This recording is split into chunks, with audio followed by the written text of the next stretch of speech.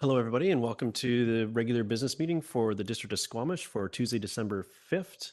As always, we're gathered to do our work today on the traditional unceded territory of the Squamish Nation.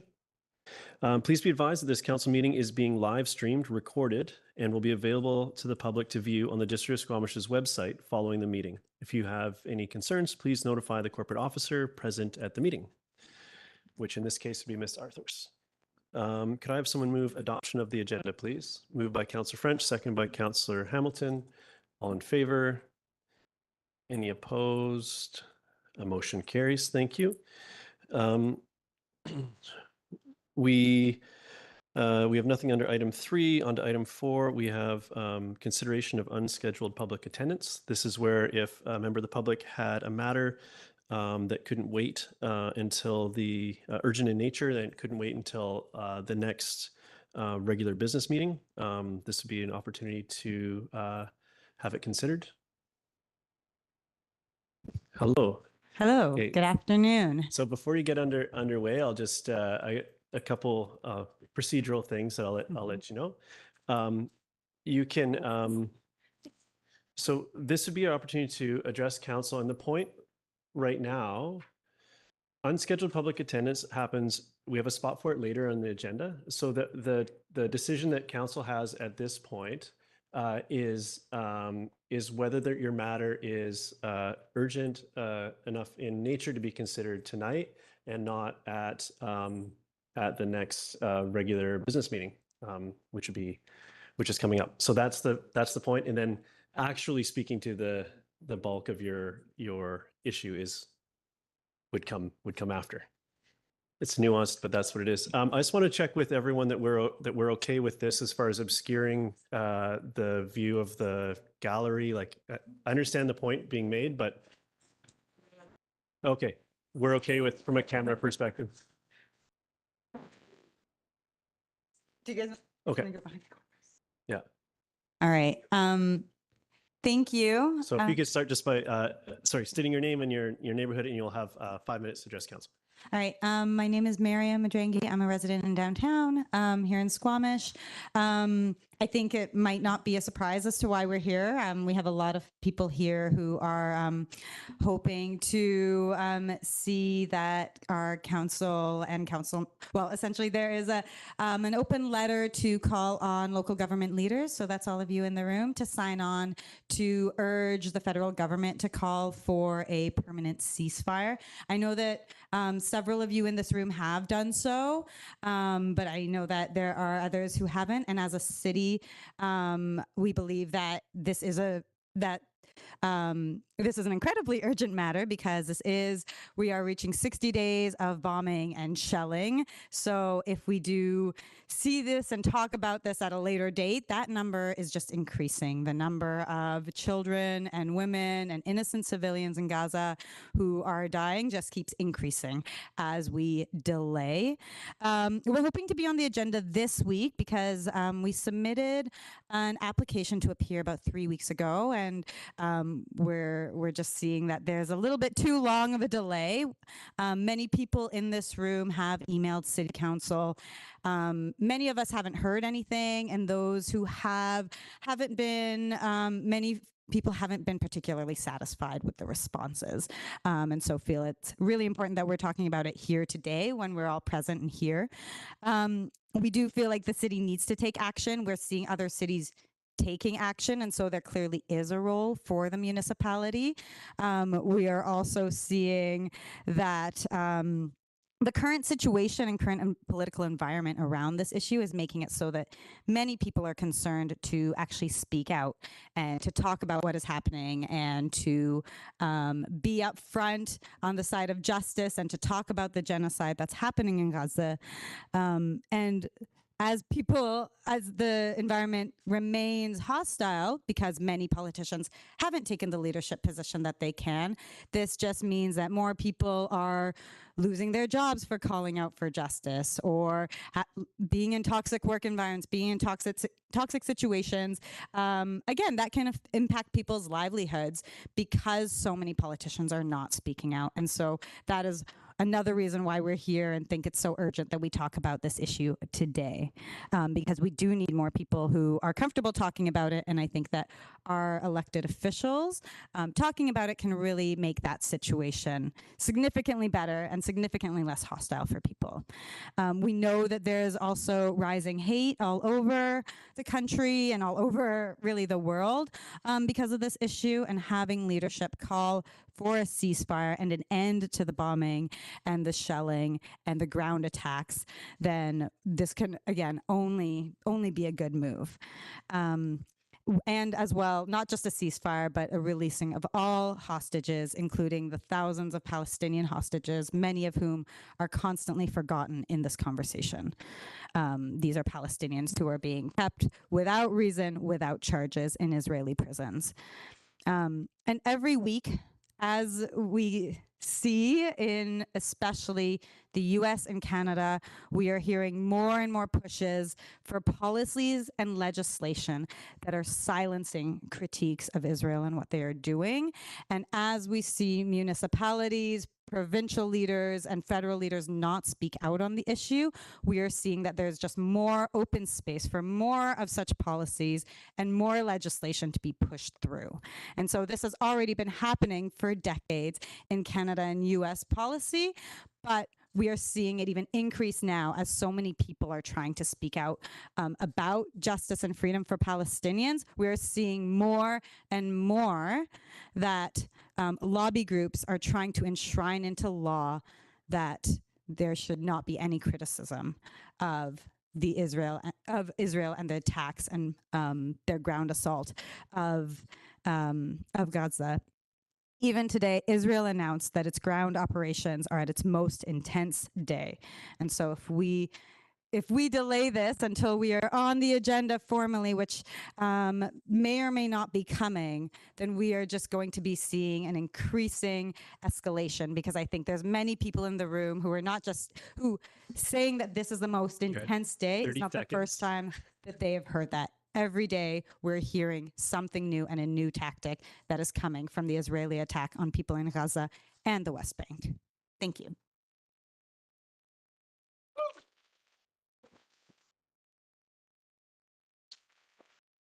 And also, because so many people are here today, we are requesting that we get the floor earlier.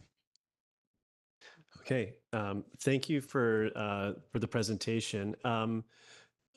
Council, we have a request to be heard this evening. We, as an update on the delegation request, it's to be confirmed tomorrow at agenda planning, but it would be in the next. It's scheduled to come at the next regular meeting, which is the was it the 11th?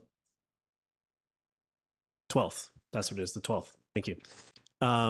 So the question at hand right now is whether we address this at the 12th, or whether we'd like to entertain this discussion in this meeting. Councillor Pettingill. Just point of clarification. I think the 12th is a special meeting. The regular would be the 19th, I believe. Sorry, 19th. The next regular 19th. Thank you.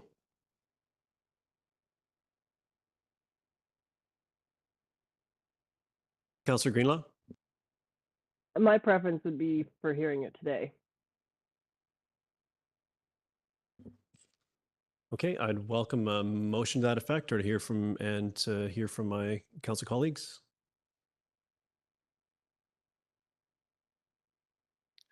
Or Councillor Greenlaw, is that, or should we consider that a motion, or do you want to rephrase that as a motion?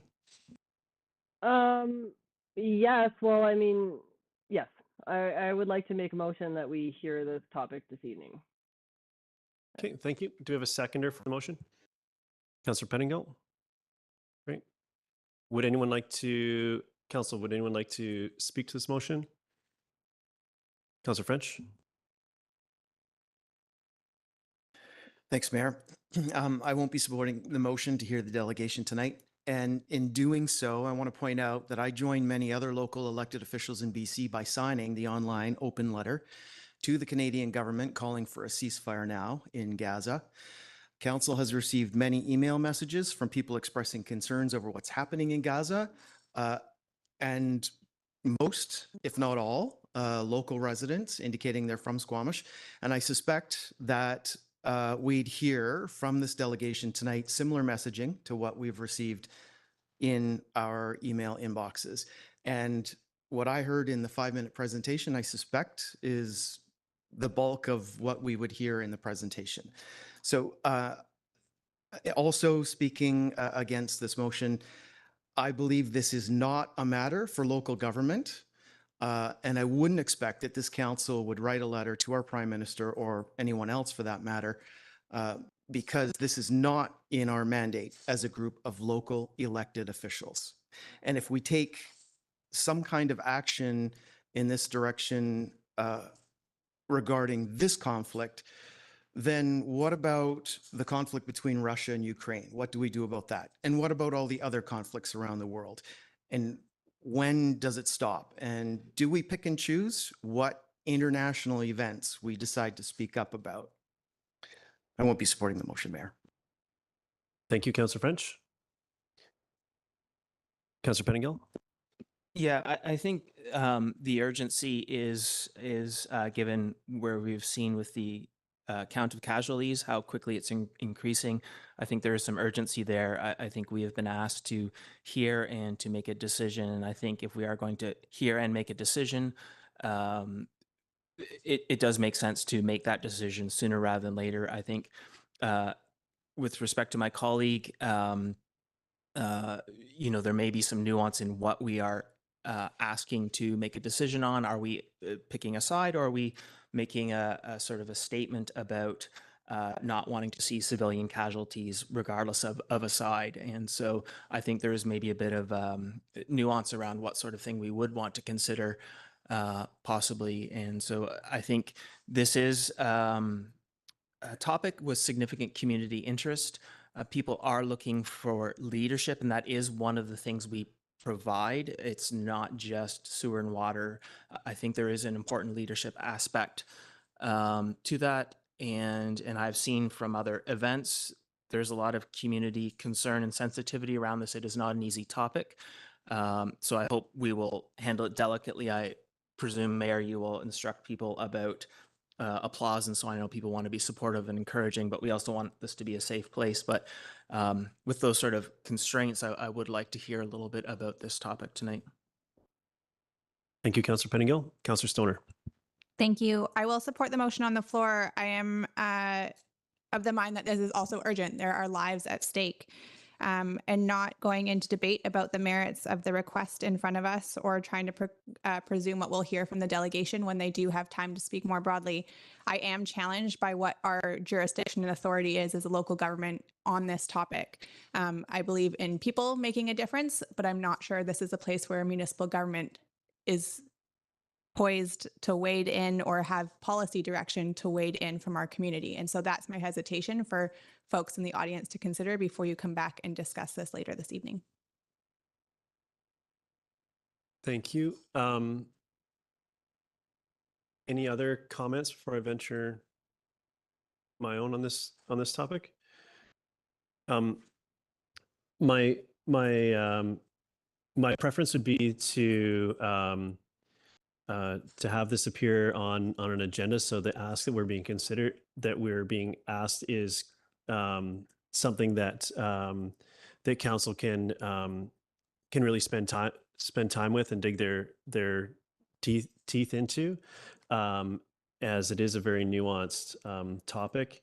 And but I can see that it's important to the sometimes this isn't an ideal situation. So I'll support the motion on the floor, and to hear about this this evening. And yeah, and I welcome the opportunity, and thank you to everyone for coming out and raising the importance of this to our community. So with that, I'll call the question. All in favor? This is appearing this evening. And oppose? Councillor French opposes. Motion carries. Thank you. We did have a suggestion around suspending the order of the agenda, which does happen from time to time. However, we do have a public hearing scheduled this evening, and we have some obligations around that process to adhere to. So I'm going to proceed through the item 5, which is the public hearing, and then. Sorry, 1 second. I'm getting some information. Go ahead, Ms. Arthurs. It's not out of order to suspend the order of the agenda for the timed items.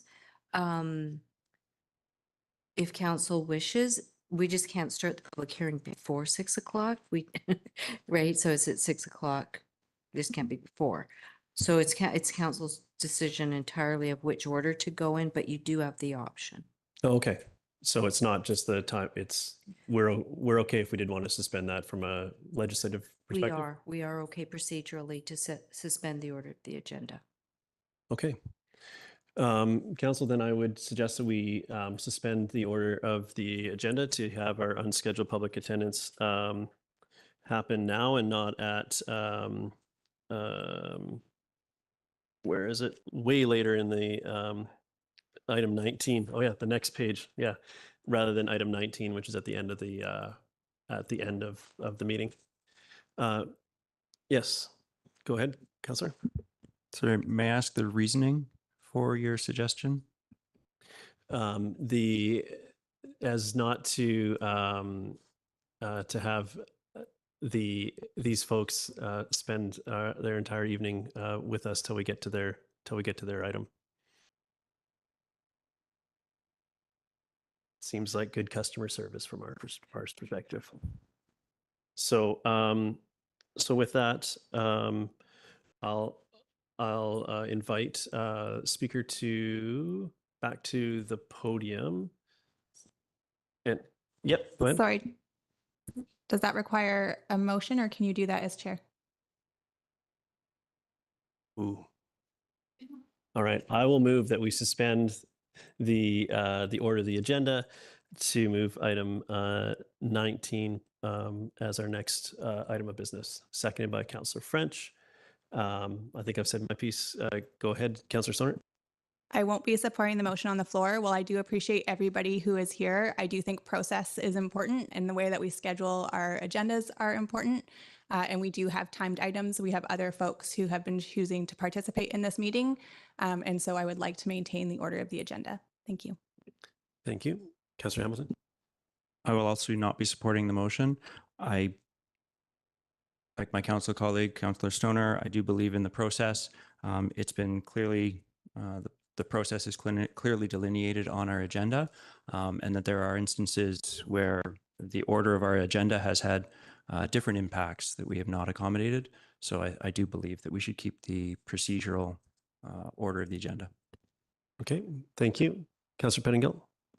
Just a question to my colleagues. Is the concern about the timing of the public hearing, because I have some sympathy that has been advertised and there's a public expectation of engagement at that time. So my preference would be to keep the public hearing, but to slot this in after that. And I'm wondering if that's would be sufficient to alleviate my colleagues' concerns. Does anyone have a reply to? I think that we have a procedure. In my opinion, we have a procedure for unscheduled public attendance, and the urgency of this matter, I identify the urgency of the matter, but it's not an urgency on the order of hours. And so I think that waiting and staying within our procedures is warranted in this case. Okay, any other comments on this? I'll just remind the audience to, we need to as much as it's tempting to wade in and offer encouragement or otherwise, we need to maintain some silence, please, so we can get through this. Councillor Pettingill. Yeah, I would note, again, like I said, I think it does make sense to hold the public hearing first because that was advertised and the public are expecting to participate in that. But in general, with the unscheduled public attendance, we have been fairly flexible and scheduled things early to try and accommodate people. So for me, there is a middle ground of doing the public hearing and then moving to this topic. So I would, for now, do we have a motion? We have a motion on the floor. Yeah, we have a motion to suspend the order to have item 19 considered next. So I will support this, but would also support an amendment to do this after the public hearing. Would not prefer to see this at the end of the agenda. Thank you. Thank you. Councillor Greenlaw, thank you. I'll also support the motion on the floor. So it would be nice to have a captive audience for our entire meeting.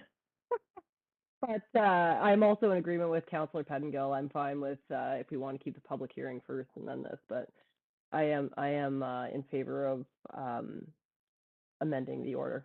Thanks. Thank you. So with that, I'll call the question. All in favor?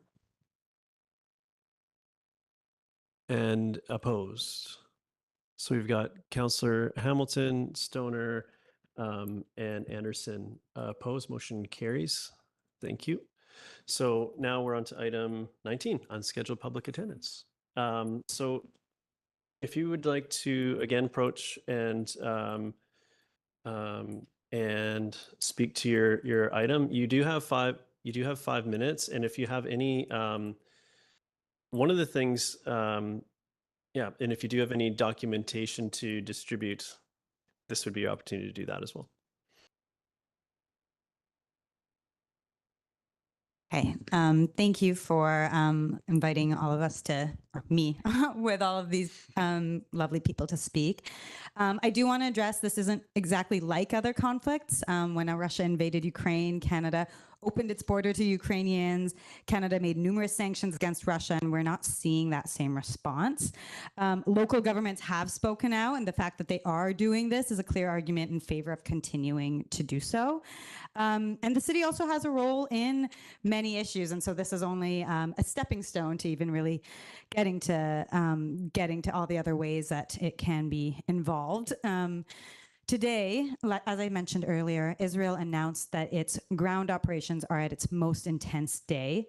We should no longer be surprised because for the past 2 months, every day is a new announcement about Israel's escalating attack on innocent civilians in Gaza, a new number of children who have lost their lives, new information about which refugee camp, hospital, or medical clinic that has been bombed, or repeated the ongoing international laws that Israel is violating. We are also in disbelief that with all of this happening, only 3 of our city councillors have signed on to the open letter to call for a ceasefire. This is despite emails from residents and presentations at previous council meetings. Officials say the death toll in Gaza has surpassed 15,900, and people in Gaza are being told to leave the south even though there's nowhere to go. 1.9 million are internally displaced, forced to live in increasingly inhospitable refugee camps in an even smaller area than before. Homes have been turned into rubble, and fuel, electricity, and fresh water are hard to come by. Children hear bombs dropping around them, and we see the footage of 4-year-olds running away from one of the most equipped, sophisticated, and well-funded military. This is no longer an issue of 2 sides, but a David and Goliath issue in which so many are afraid to criticize Goliath. This is not a war. This is a murder, ethnic cleansing, and a genocide. Prior to October 7th, people in Gaza already lived under Israeli military control.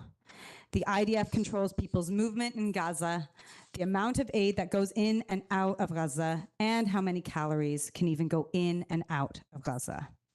Even in the West Bank, where Hamas does not even operate, hundreds of people have been taken into military custody or killed by the Israeli military since October 7th.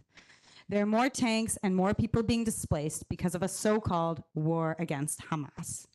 From the river to the sea, Palestinians do not experience freedom. While this may have been something City Council may have once been able to be silent about, silence is no longer an option. I think by now we have all heard the famous quote by Desmond Tutu: "If you are neutral in situations of injustice, you are taking the side of the oppressor." But in this situation, silence is not even seen as neutrality. Silence means that you're okay with the bombing and shelling to continue. By not calling for a permanent ceasefire, by not signing the municipal letter that has been circulating, then we are hearing that most Squamish city councilors are okay with the loss of life, that actually all lives don't matter, that councilors are okay with children running for their lives, even when they have nowhere they can run. If this is not true, why is council not speaking up? While cities may have little control in what happens internationally, speaking out against this genocide is something that your citizens have called on you to do. Speaking out means joining the growing number of people in this world who are paying attention to what Palestinians are showing us and not simply believing what Israel, the US, and Western media is telling us. Silence is not an option. At least 70% of Canadians want the government to call for a ceasefire, but Trudeau and Canadian representatives to the UN are clearly out of step with what Canadians are thinking. All of you in this room have a voice, and you are our representatives. You may not be using your voice to call out this injustice, but your silence is loud. Politicians at the federal level are speaking out and shaming Justin Trudeau for avoiding calling for a ceasefire, especially because not doing so means that he is supporting genocide. Our very own MP, Patrick Weiler, was one of the first MPs to speak against party lines and to call for a ceasefire. Where is Squamish City Council? The leader of the NDP, Jagmeet Singh, has called for a permanent ceasefire and an end to the arms trade.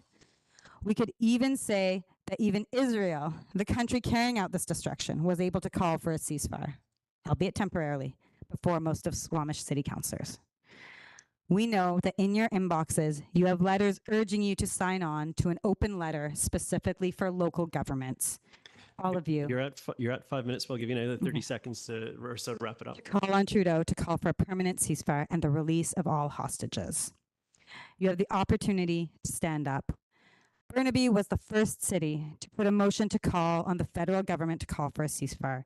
And we know that people have called on Squamish to do the same. I'm just trying to figure this out. And we know that in 10 years from now, when people look back at the massacre that is happening, you will also be disappointed that you didn't speak out to stop it and say that you disagree with the bombing and the ethnic cleansing. Thank you.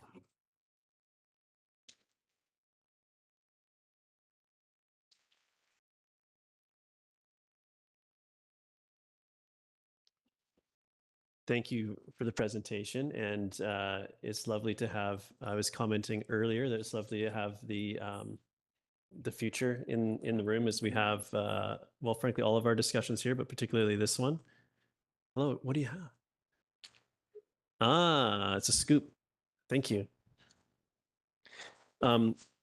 So, thank you for the presentation. You spoke to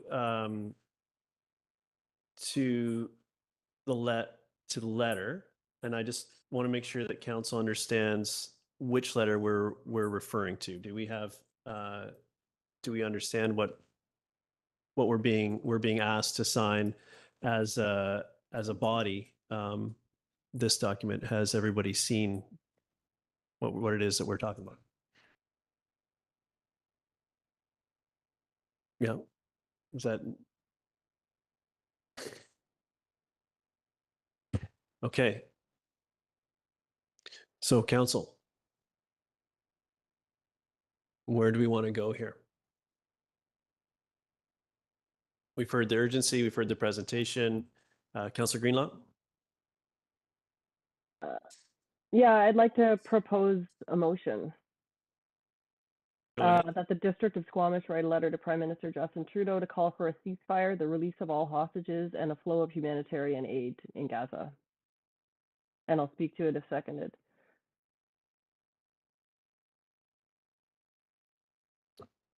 Did everybody get? Sorry, we do need to have silence in the room, and that's one of the reasons why is I think we just cut off the last bit of what Councillor Greenlaw was saying. So Councillor Greenlaw, can you run us through that motion one more time, just to make sure that we have all of our ducks in a row, as it were?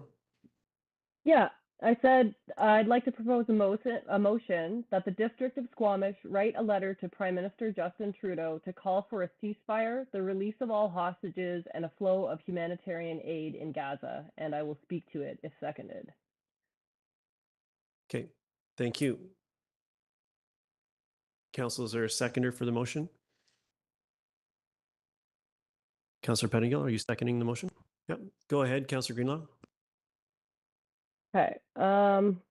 Although I agree that we don't have much jurisdiction in this circumstance, as I sit in this position as an elected official, I reflect regularly on how difficult it is for people to feel and be heard by our various levels of government. And I think that we are morally obligated as representatives of these people before us today and others in our community to amplify their voices to our higher levels of government. It is a relatively small ask to write a letter to the Prime Minister requesting the support of a ceasefire. I disagree that it is outside of our mandate as municipal governance. I believe that we are here to uplift and amplify our people, and I disagree with violence in almost every situation, and I believe it is our responsibility to speak out against it. Thanks. Thank you, Councillor Greenlaw. Comments? Go ahead, Councillor Stoner. Thank you. Through the chair, I won't be supporting the motion on the floor, and I do appreciate everybody is here, everybody who is using their voices to speak power to truth. I just fundamentally believe that this is the wrong body to be advocating to. The war between Israel and Gaza is difficult to watch, especially given the disconcerting increase in civilian casualties, the reality that women and children are dying, the fact that hospitals, schools, that refugee camps are no longer safe places are things that I can't personally wrap my head around. I condemn the violence that we are seeing, yes, and I commend all of you for your advocacy, and I appreciate how difficult it is to watch what's going on the other side of the world and try and find where we have agency to make change.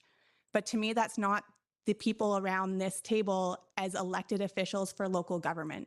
I was elected within the jurisdiction, authority, and responsibility of water, wastewater, solid waste, local emergency protective services, land use planning, not to take a position on foreign affairs and international relations. That is so beyond my scope in this seat that I hold. Personally, I have values on this, and I will participate in democracy in the way that I see fit as an individual, but I think it's overstepping my jurisdiction and my boundary and my authority as a locally elected leader without the policy in place to take a position on this and to ask this district to respond to that and to ask another level of government for something that is beyond what our knowledge is.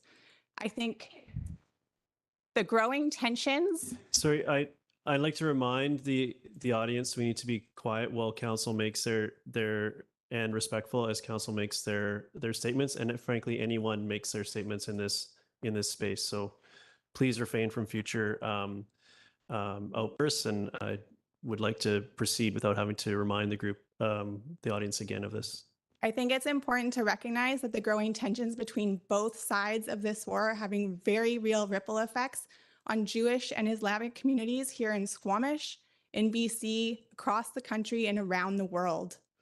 The rise of anti-Semitism and Islamophobia here at home are concerning, and I believe that as a local government, we are better suited to ensure that we are doing all we can to support community connection, understanding, and compassion, that this is a safe place where we can have difficult conversations with our neighbors, and taking a stance as a local government on a topic of really federal jurisdiction in terms of foreign policy, I think makes that more difficult for me to be able to have those conversations across community. And so I will not support the motion on the floor, but I still thank you all for your work. Thank you, Councillor Stoner. Councillor Hamilton.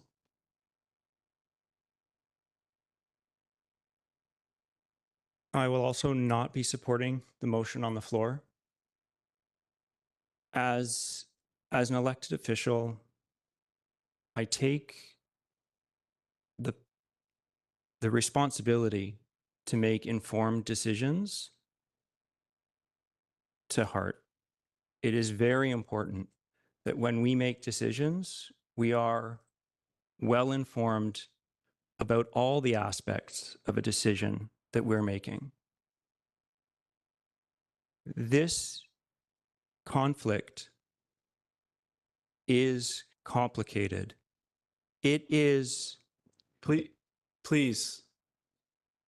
I don't want to have to remove anyone from the gallery or clear the space. This needs to be a space where we can discuss big issues such as this one in a safe way. Go ahead, Councillor Hamilton. I condemn the loss or the harm to human life of anyone by anyone. But within our government structures, within the structures upon which we make decisions as a community and as a society, we have delegated responsibility within each jurisdiction. In order to overstep that jurisdiction, we need to be absolutely sure that we are extraordinarily well informed about the issues we are talking about. The amount, the number of minds who have come together to attempt to solve this conflict over centuries is phenomenal. I do not feel I am well informed enough or able to be well informed enough to make a meaningful and competent decision on this issue. Thank you, Councillor Hamilton. Other comments? Councillor Pettingill? And then Councillor Anderson, do I have you on the list? Yeah, thanks. I will be supporting the resolution. I think, you know, it's an intimidating topic. There's a long and very complicated history of conflict in the region that I don't fully understand. I can't wrap my head around. And I think especially, you know, as a local politician with the resources available to me, trying to weigh into the conflict, who is right, who is wrong in general, and what a good resolution to the conflict is, I don't think that's something I feel able to do. I don't think that's, though, what we are being asked to do. When I read through the open letter, and it's why I supported it, and when I heard my colleague's resolution, the ask is for a ceasefire, a release of hostages, and humanitarian aid, which just speaks to making sure that however conflicts get resolved, and people smarter than us will have to figure that out, but civilian casualty is not acceptable, and we need to stop the human casualty. And I think that is something saying stopping the civilian casualty is something we should be able to get behind. I think it is important. I feel that people in our community don't always feel like they are heard or represented, and see themselves in some of the people being killed. And to say that those civilian, again, deaths are not acceptable, that is something that we should be able to do. And I do want to recognize I've been to some other events, and I understand people are feeling very scared, angry, and hurt, and that it's a very difficult place to have a topic to have a conversation about. There's many reasons for this, but I think that can't stand in our way to say, yeah, there's really complicated things we have to work through, many deep discussions we need to have, but civilian deaths can't be part of what we're willing to accept while we do all that hard work. And so that is why, again, I am comfortable supporting this, and I would encourage my colleagues to do the same. Thank you. Again, I know it sounds supportive but we need to hold on that, please. Councillor Anderson. Thank you. I will also not be supporting the resolution. Like many here today, I consume information and news about the wars in Gaza and in Ukraine more than daily, and they're disturbing. I do have definite personal views about each. We consider a wide variety of proclamation requests here at the District of Squamish Council, and sometimes it may appear that they have limited relevance to our mandate. But in fact, they almost always do if we consider that their relevance to other local community organization and programming partners. In this matter of foreign affairs, we don't have local partners in the same way as we might consider for some of these other miscellaneous proclamation requests. To the idea that silence is not an option, I think that that's not so easy to consider for local government. It simply isn't our mandate, and sometimes silence is not an option. Well, sometimes the issues can be quite complex. I'll leave it at that. Thank you. Thank you, Councillor Anderson. Councillor French. Thanks, Mayor. And I think I made my thoughts pretty clear my first time around, but I do want to take this opportunity to let council know that I won't be supporting the motion. And in doing so, hope that my 4 council colleagues who have not signed the open letter might leave tonight and consider taking that on. And in doing so, knowing that you're not having an arbitrary voice through the rest of council. So I really see this as an individual, local elected choice. And if there are members of this council who don't wish to participate in the open letter, then those council members who don't wish to do that have that exact right. And I don't wish to impose anything on anybody, despite my own signing of the open letter. Thank you, Councillor French. I believe that, well, many things, and loss of life for any reason just simply isn't justified. And the impacts of this, these actions happening right now in Gaza, we know are having very real impacts throughout the world, and Squamish is no exception. I do think that when it comes to the matter of jurisdiction and where we can have our impact as an organization, I find it really challenging. I don't know that anyone in Gaza is listening to what Canada's opinion is, or what British Columbia's opinion is, or what Squamish's opinion is. However, I do think it's important to stand up for human life.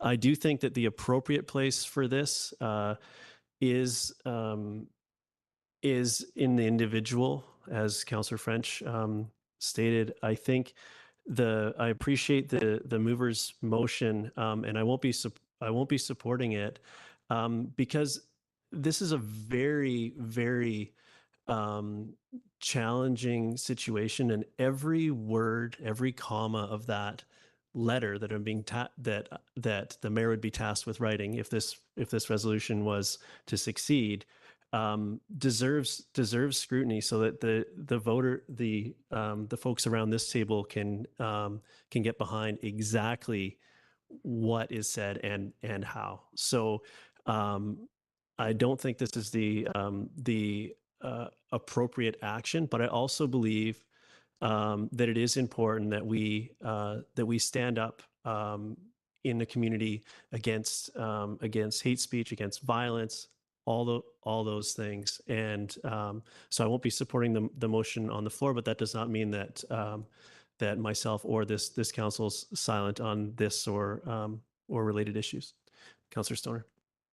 Yeah, before you call the question, I'd also just like to let folks know, if anybody's interested after the fact, I do have the names, phone numbers, and email addresses for Prime Minister Justin Trudeau, the Deputy Prime Minister Chrystia Freeland, Minister of Foreign Affairs Melanie Joly, Minister of International Development Ahmed Hussein, and our MP, as our speaker spoke to from the Sea to Sky, MP Patrick Weiler, who is very supportive in this space. And I think that efforts directed in those areas would be most most appropriate direction. And so I'm happy to share that contact information for anybody who does not yet have it. Thank you. Thank you, Councillor Stoner. So I'll call the question. All in favor? And opposed? Councillor Anderson, French, Hamilton, Stoner, and Mayor Herford's opposed motion fails. Thank you. We're going to take a 10-minute recess to reset for our next order of business, which is the upcoming public hearing, item 5.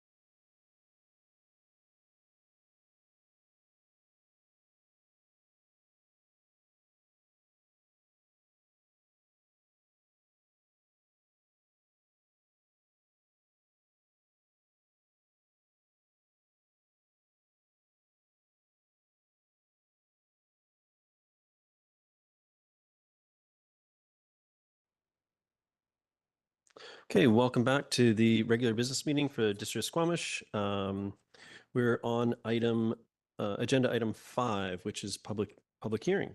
So I will pass it over to our staff to introduce themselves and the topic.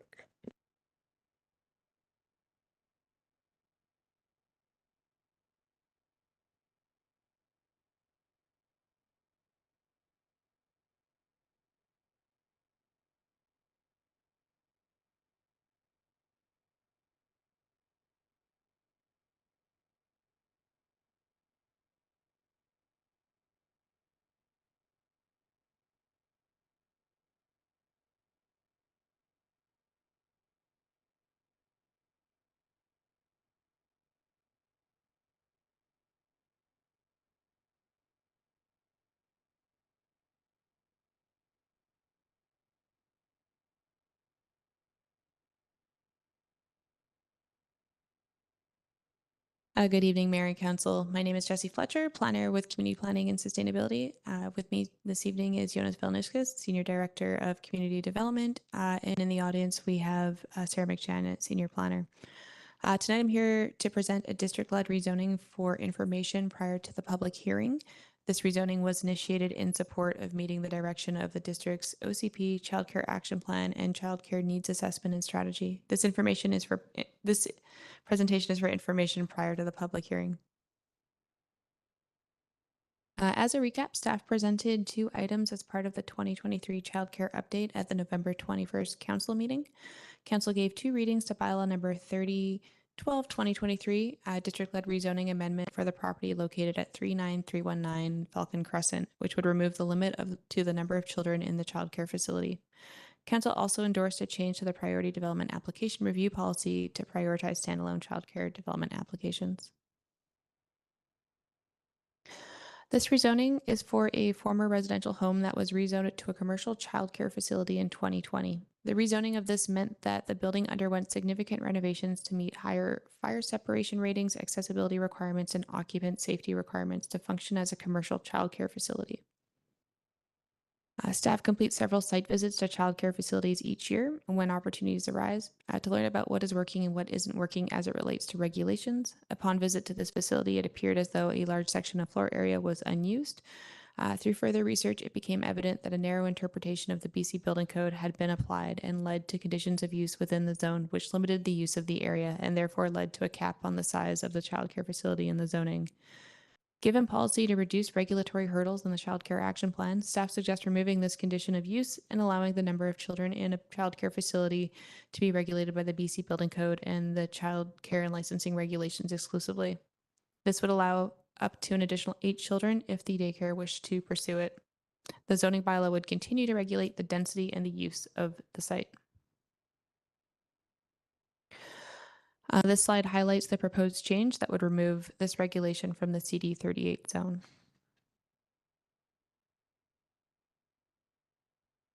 At the previous council meeting, council requested that staff investigate renegotiating the covenant with the childcare owner to expand the priority placement in the childcare facility. The previous agreement gave preference to children living within 500 meters of the childcare facility wherever possible, as noted in the slide.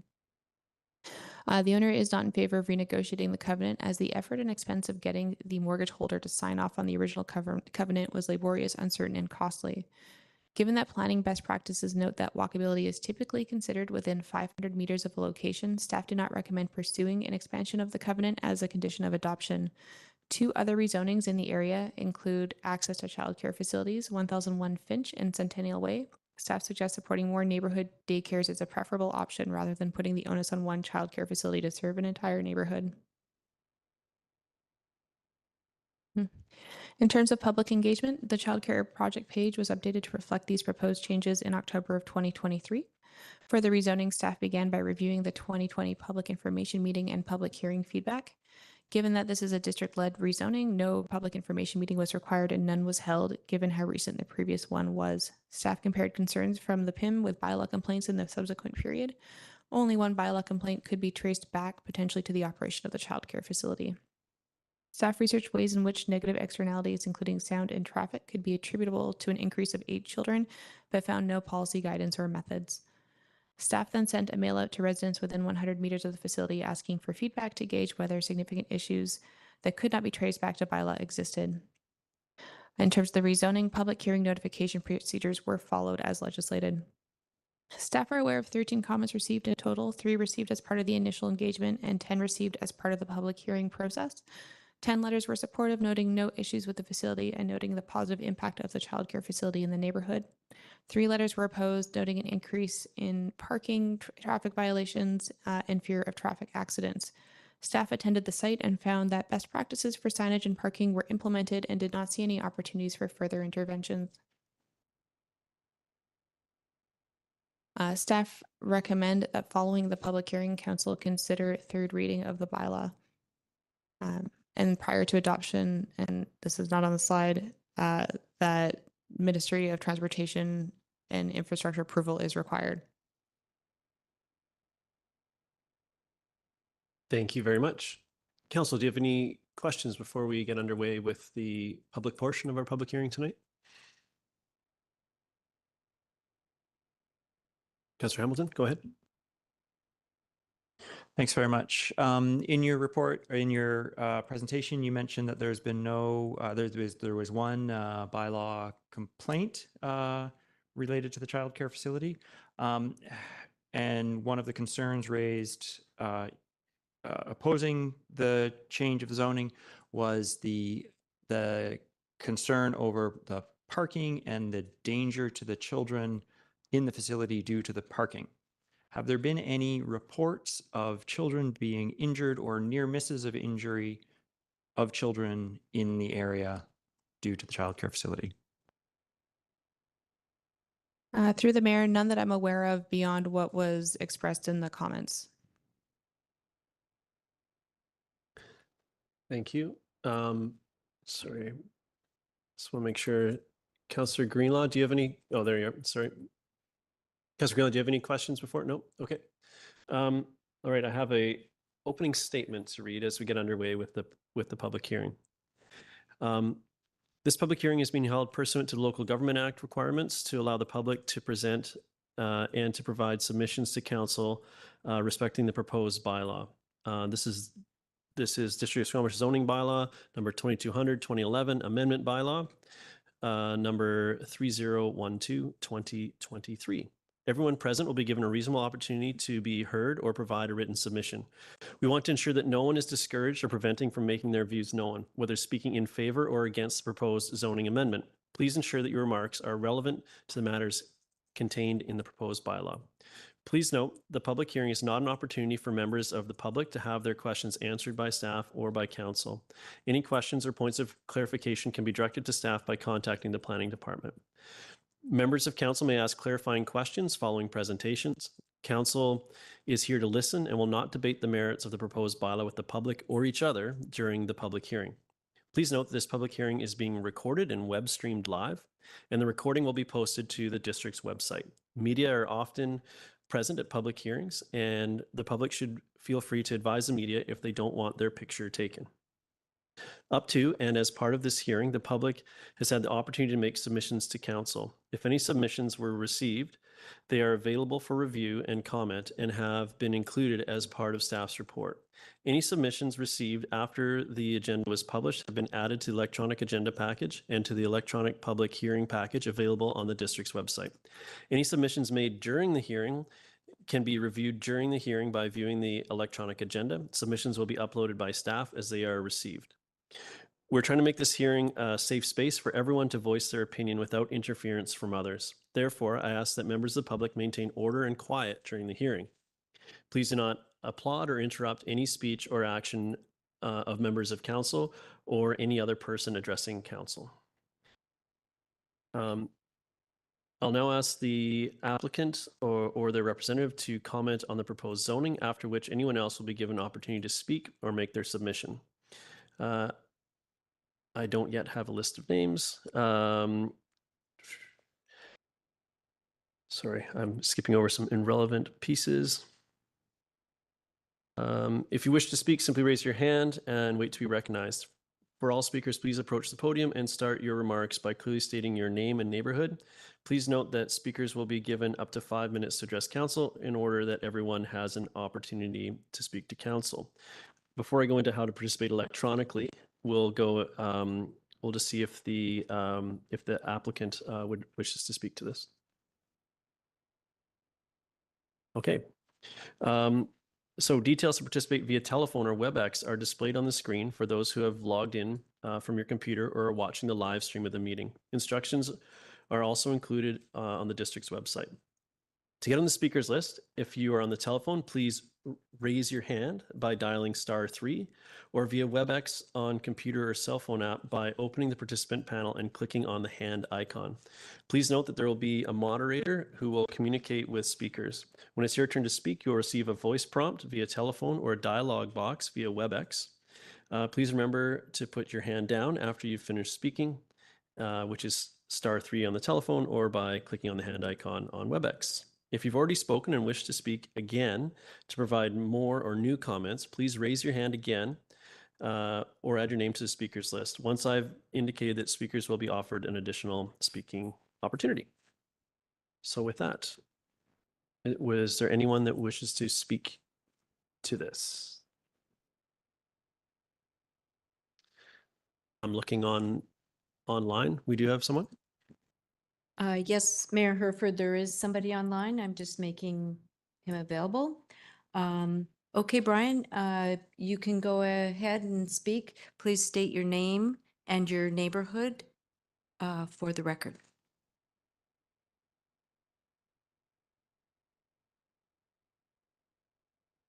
Go ahead, Brian.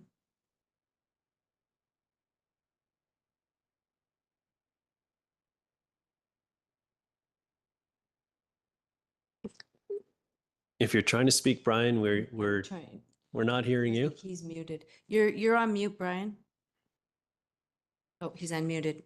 He's unmuted. Go ahead, Brian. Go ahead, Brian. I'm Brian again. Yep, we could hear you. Take it away.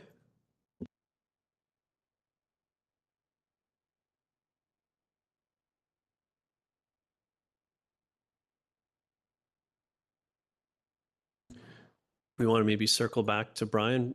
We had you for a second, Brian, but we can't hear you at this point. Don't worry, it's not going against your 5 minutes. We'll figure out how our technologies. So you're unmuted on our end. You should be good to go. Do you want to try again before we move on? And we'll attempt to circle back if needed, but.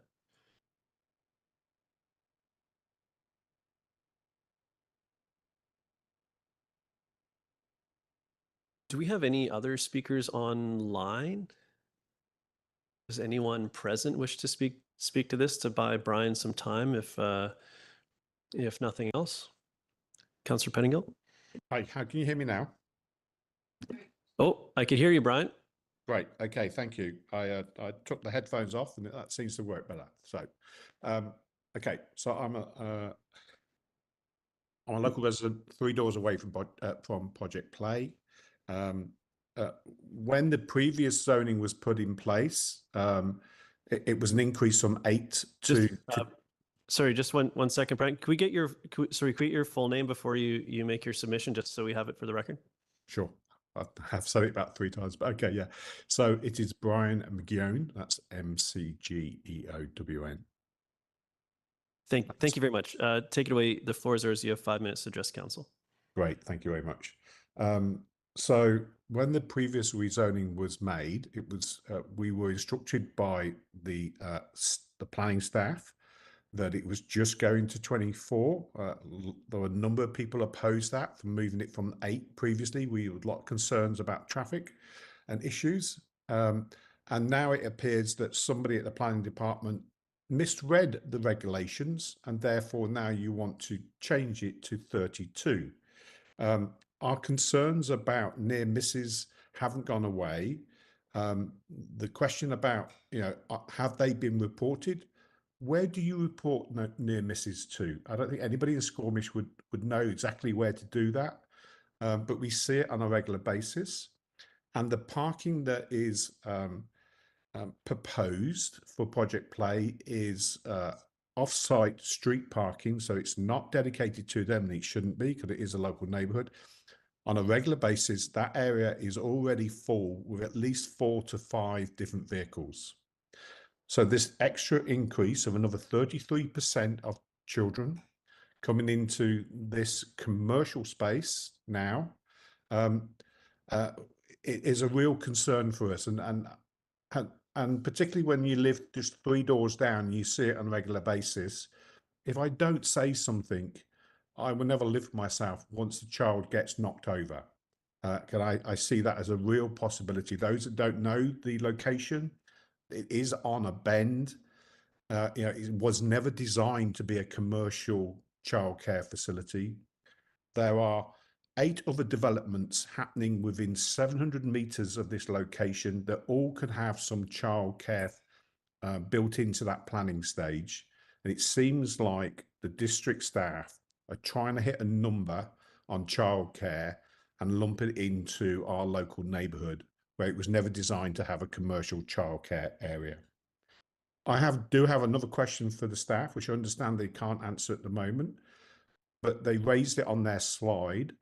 They said there was an element on their last slide that wasn't there, and said something about they would have to refer to the Ministry of Transport. It'd be interesting to know what does that mean and entail, because that would obviously suggest that there are some concerns. So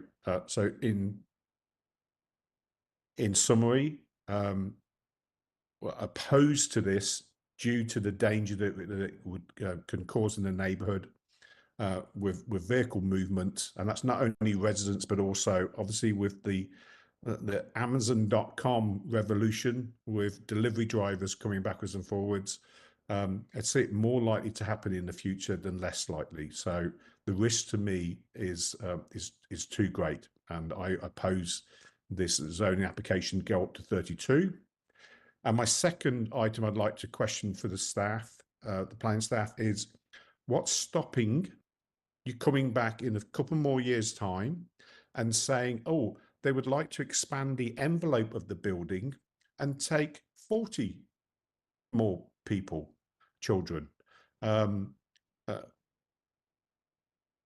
so those are the 2 questions I have open for the planning staff that obviously I will send as an email to seek their answers back to those. Those are my items. Thank you. Thank you very much for your submission. Do we have anyone out? Do we have anyone present that would like to make a submission? I'm looking to. Oh, yep. Go ahead. You approach the podium, yeah, and then state your name and your neighborhood, and you'll have 5 minutes to make a submission. Yeah, I'll just keep this pretty quick. I actually live 4 doors away in Ravenswood from Project Play. My son does attend there, and we're very grateful for the opportunity to be there. Sorry, we need your full name before you start, and then take it away. My apologies. It's James Elder. I'm a resident of Ravenswood.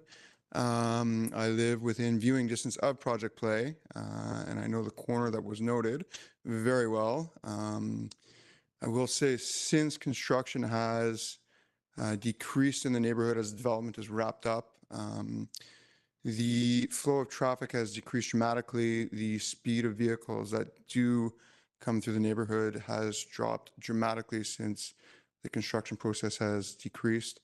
And I would like to encourage the growth of Project Play so that the childcare problem, I'll say there's a problem because childcare is very hard to come by in this town and in the corridor, that having more spaces available to families to send their kids to it would be beneficial to the local businesses in terms of staffing, people being able to go to work, pay their bills, afford to live here, and support our local community. So I think this is a good thing from there. Thank you. Thank you very much for your submission. Before I go back to check online, is there anyone else in chambers that would like to make a comment? Going back online, we see no virtual hands. So if you are online and would like to speak to it, please raise your hand. And So, Council, we've heard a couple submissions. Do you have any points of clarity to seek with staff? Go ahead, Councillor Stoner. Thank you, the chair. I'm just wondering if staff can speak to why we would refer this to MOTI. Through the mayor, all applications for rezoning within 800 meters of a controlled access highway are legislatively required to be approved by the Ministry of Transportation and Infrastructure prior to bylaw approval. So just for further clarity, there's nothing particular to this application that triggers that. It's a standard procedure within 800 meters of did you say 800 of the highway? Through the mayor, that is correct. 800 meters of a controlled access to a highway. Okay, thank you. Councillor Pettingill.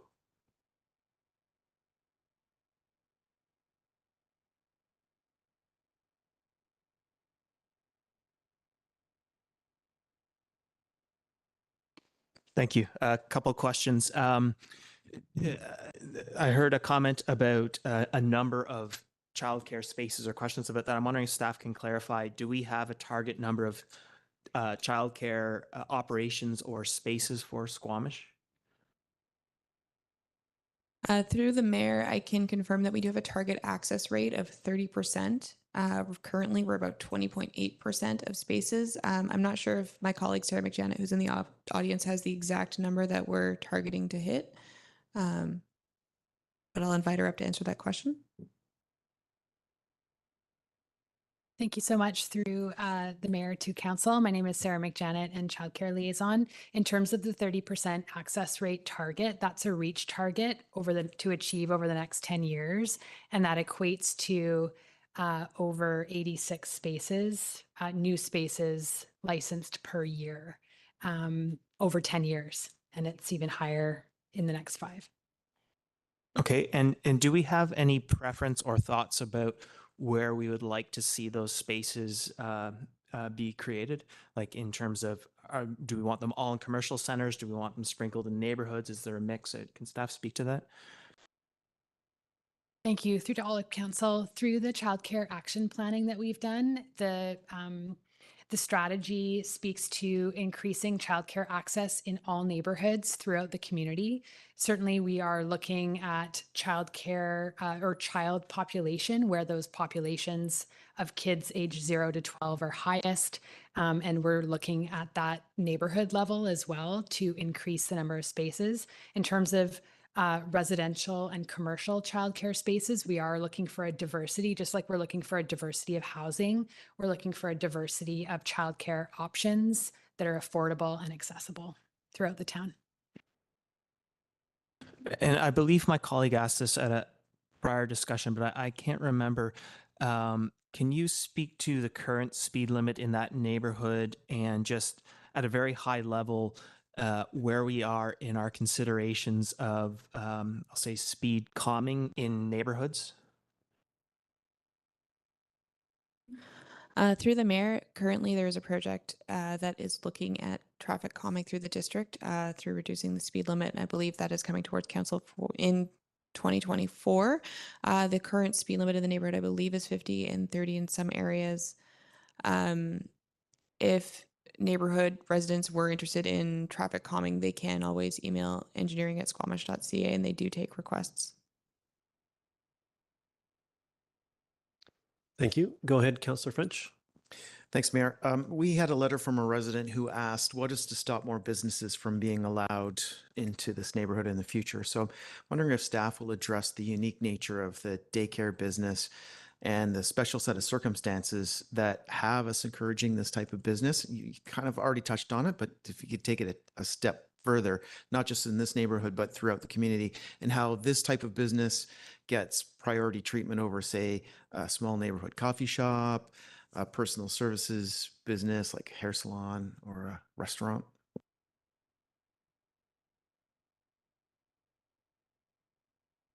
Thank you for the question, and through to council. In terms of the Ravenswood neighborhood, it was initially zoned as a small lot residential subdivision, and it did not have a neighborhood node that was pre-designated within the neighborhood. So when the original Project Play rezoning occurred, it was a and the whole neighborhood is a CD, comprehensive development zone, we added, in addition to the residential use, we added childcare facility, which is the commercial childcare categorization, to this specific lot within the CD zone. So it was essentially like a spot zone for this neighborhood.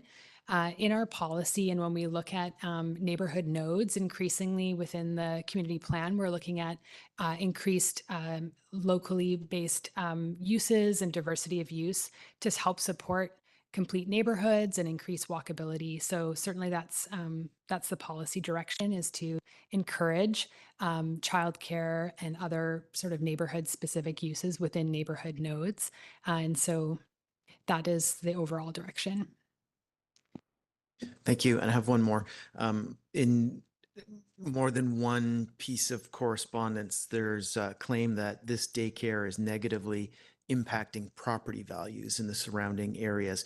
And I'm wondering if staff could address, is that claim true? Is there any evidence or data to suggest that's correct? Through the mayor, the staff were not able to confirm that claim. Okay. Seeing no other hands from council, we'll go back to, I'm going to go back to our online moderator. Nope. And is there anyone in council chambers? Okay. So I do have a shorter statement than the opening statement to make around the, so bear with me here. If there's no further speakers, and there's no, and council has had all their concerns addressed. Is there anything that the planning department would like to add to at this point? No. Now that I've heard from everyone on the speakers list, it's my requirement that I ask 3 times if there is anyone else who wishes to speak before we can close the public hearing. For the first time, is there anyone else who wants to speak or make a submission? For the second time, is there anyone else that wants to speak or make a submission? And for a third and final time, is there anyone else that wants to speak or make a submission? All right, that concludes our public hearing. So please note that council members are not permitted to receive any further submissions or hear either a proponent or opponent to an application once the public hearing has been concluded. This means we can't speak to you out in the community or receive emails or phone calls on any of these bylaws until a decision on the bylaws has been made. Any and all communication from this point must be channeled to staff. Thank you very much for everyone that participated today.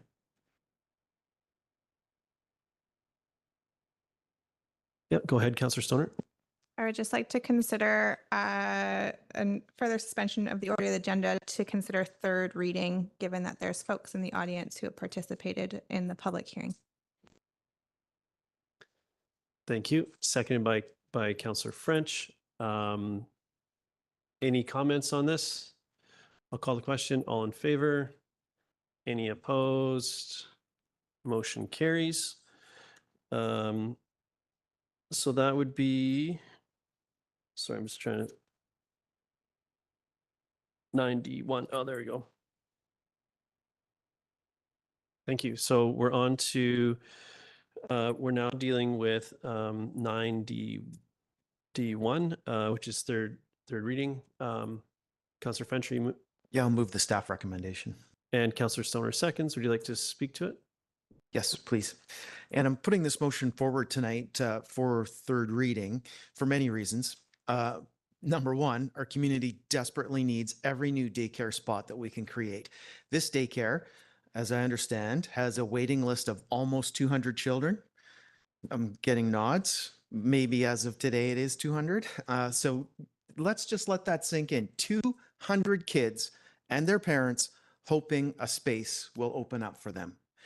So talented members of our workforce who want to go back to work can't because they don't have childcare. Having a daycare in a neighborhood like this one gives the neighborhood a social center, as we've heard, within walking distance of the homes that it serves. Ideally, I'd like to see this daycare attended by children who live within a 10-minute walk, completely eliminating the need for vehicle drop-offs, i.e., nobody outside of walking distance is using this facility. Probably currently unrealistic, and I know that. As the reality of climate change, though, continues to impact us, it becomes a more realistic dream with every passing day. So a few people have expressed fear that the daycare is dragging down the property values of nearby homes. I've seen no data backing up that claim. And I think the exact opposite is likely true. Young families are looking for homes within walking distance of a daycare with the solid reputation that this business has. Daycare facilities like this one are good for property values because these businesses are good for neighborhoods. And that ultimately means good for the whole community. We need more daycare operations like this one.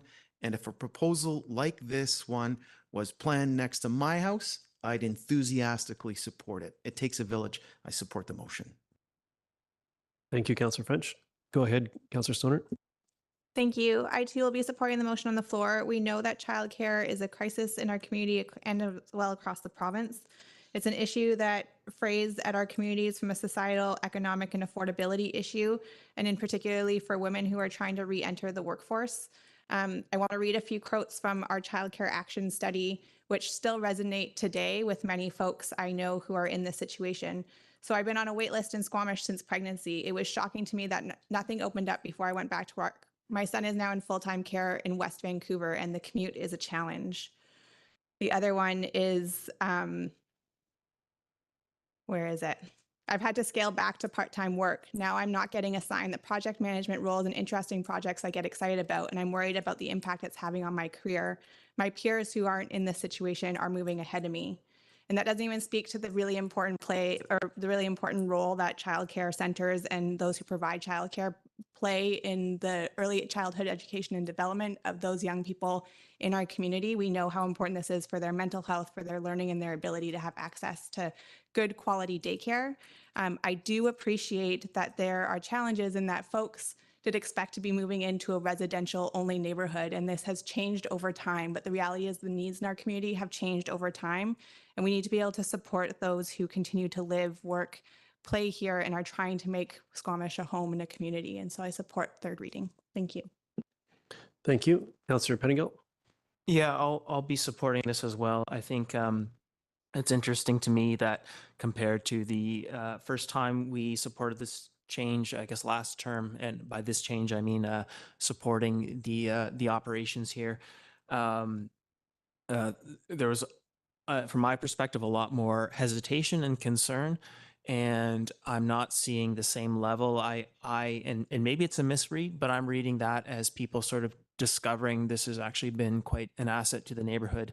I know that, as my colleague mentioned, some people did initially buy into this with the thought that this would be an exclusively residential single family development. But as was also addressed, community needs change. We are expected to change our OCP and review it regularly and change our zoning to reflect updated community needs. I think there's a lot of evidence with the value of walkable communities where services are close and walkable and everything is there in your neighborhood. Certainly a change, and not everyone likes all change, but overall it does seem these sorts of changes are beneficial.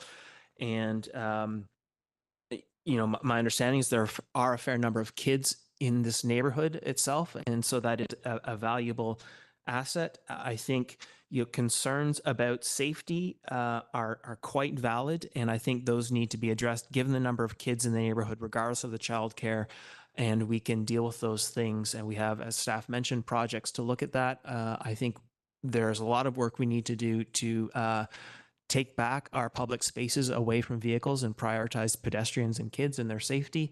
And I think that work needs to continue in parallel to supporting the services in communities that community needs. And so all the things, and I support them. Thank you.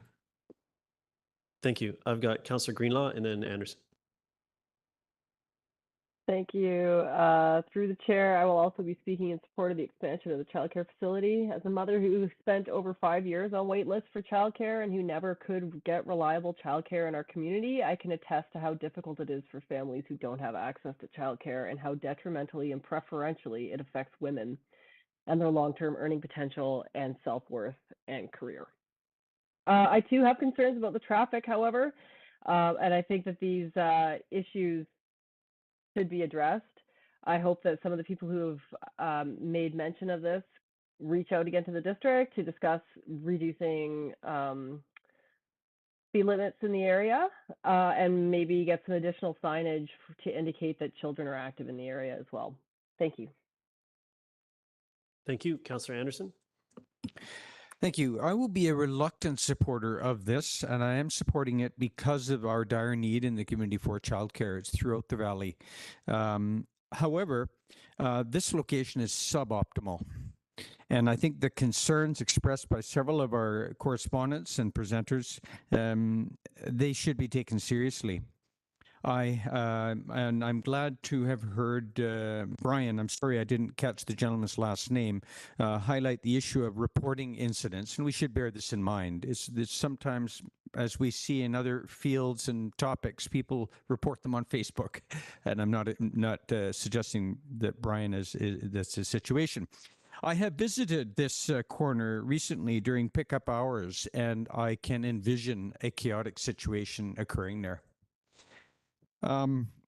We have addressed, Ms. McJanet has addressed neighborhood plans, or that when the Ravenswoods development had occurred, this was before our current policies and approaches regarding neighborhood plans. I think we need to address childcare and such facilities and their implications in future better than we do now in future neighborhood planning. The issue of catchment areas was highlighted last time. We had a presentation on this development application, and again this evening.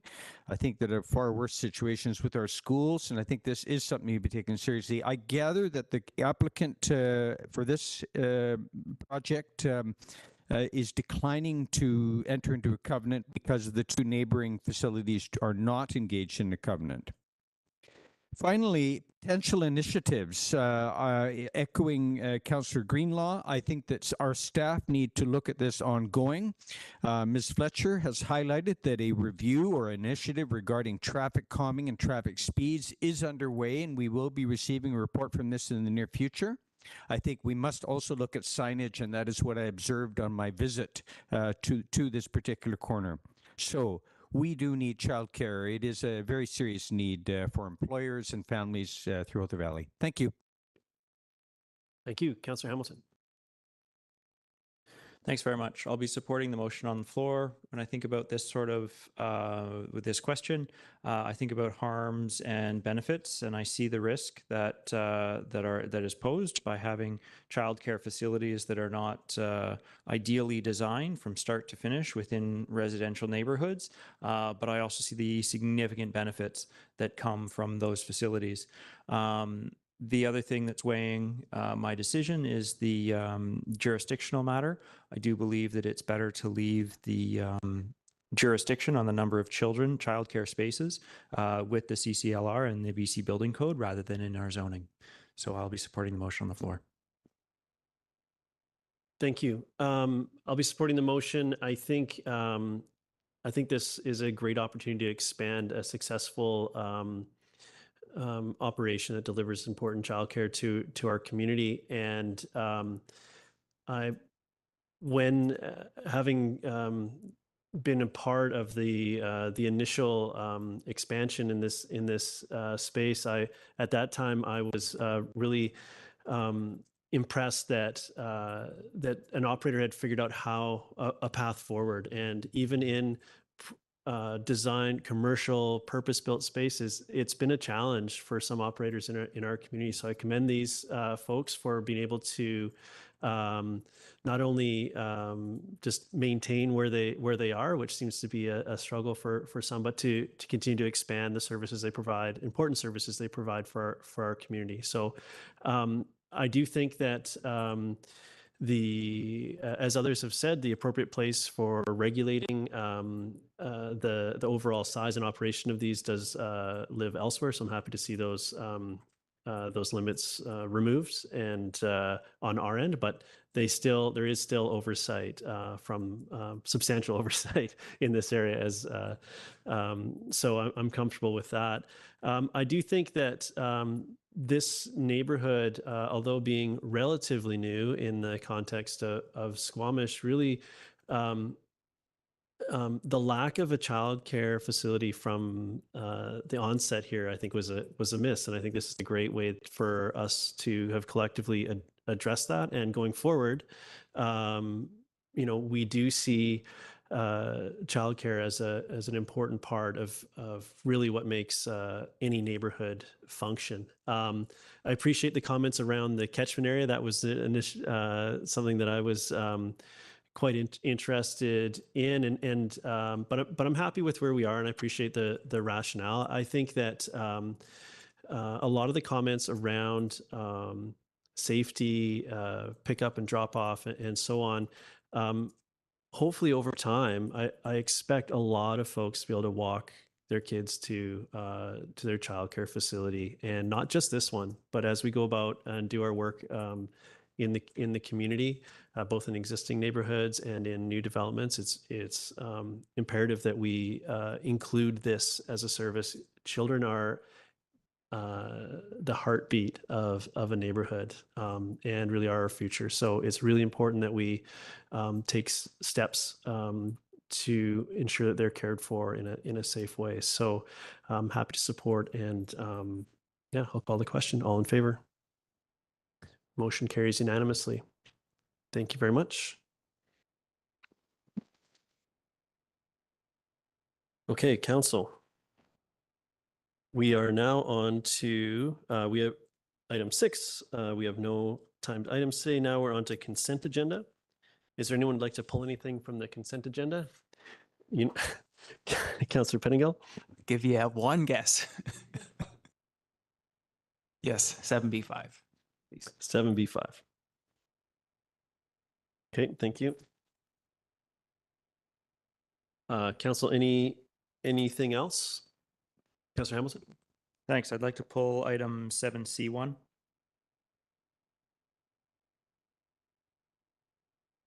Quemring Road. Okay. Councillor Stoner, did I see your hand? No? Okay. Could someone move the consent agenda with those two items excluded, which Councillor Stoner has done? Councillor French has second. All in favor? Motion carries unanimously. Thank you. So now we're on to consideration of council committee recommendations, and we'll deal with the pulled items in their appropriate place in the agenda upcoming. So the first one is the from committee of the whole around the heritage management. Moved by Councillor Stoner, second by Councillor Hamilton. All in favor? Motion carries unanimously. Thank you. Next, we have the Public Works Building update. Moved by Councillor French. Re-seconding that, Councillor Stoner. Thank you. All in favor? Any opposed?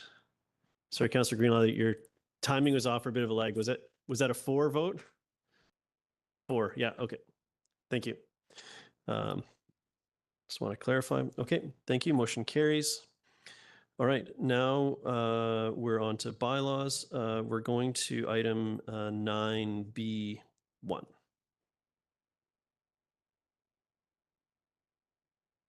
And this is the District of Squamish Land Development Procedures Bylaw, Amendment Bylaw number 2959. And I will turn the floor over to staff to introduce themselves and the topic, please.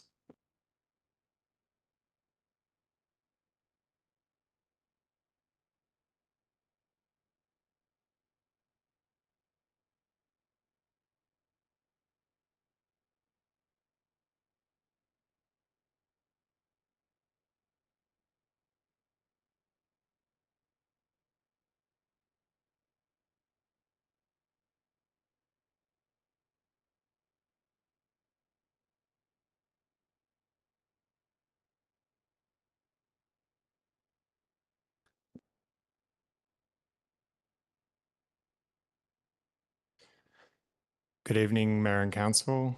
Philip Gibbons, planner with the Community Development Department. Today I'll be giving a presentation regarding second and third readings of an amendment to the Land Development Procedures Bylaw in relation to delegation authorities for minor development variance permits and removing default requirements for public hearings for zoning bylaw amendments. The background on this, so Bill 26 was enacted in November 2021 and was developed to assist with increasing housing supply through streamlining development approval processes. In March 2022, staff presented information and sought direction from Council, where the recommended approach was to pursue 2 of the 3 possible changes, and those were removing the default requirement for local governments to hold public hearings for zoning bylaw amendments, where the amendment is consistent with the local government's OCP, or official community plan, and allowing governments to delegate decisions on minor development variance permits to staff. Based on council feedback, staff undertook a review of the potential benefits and options for implementation of these 2 items, and a proposal was brought forward to council for council discussion and direction at the March 14th, 2023 Committee of the Whole meeting.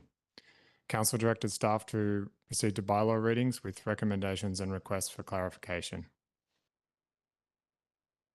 Staff brought the bylaw for first reading on June 6, 2023, where it was given first reading as amended.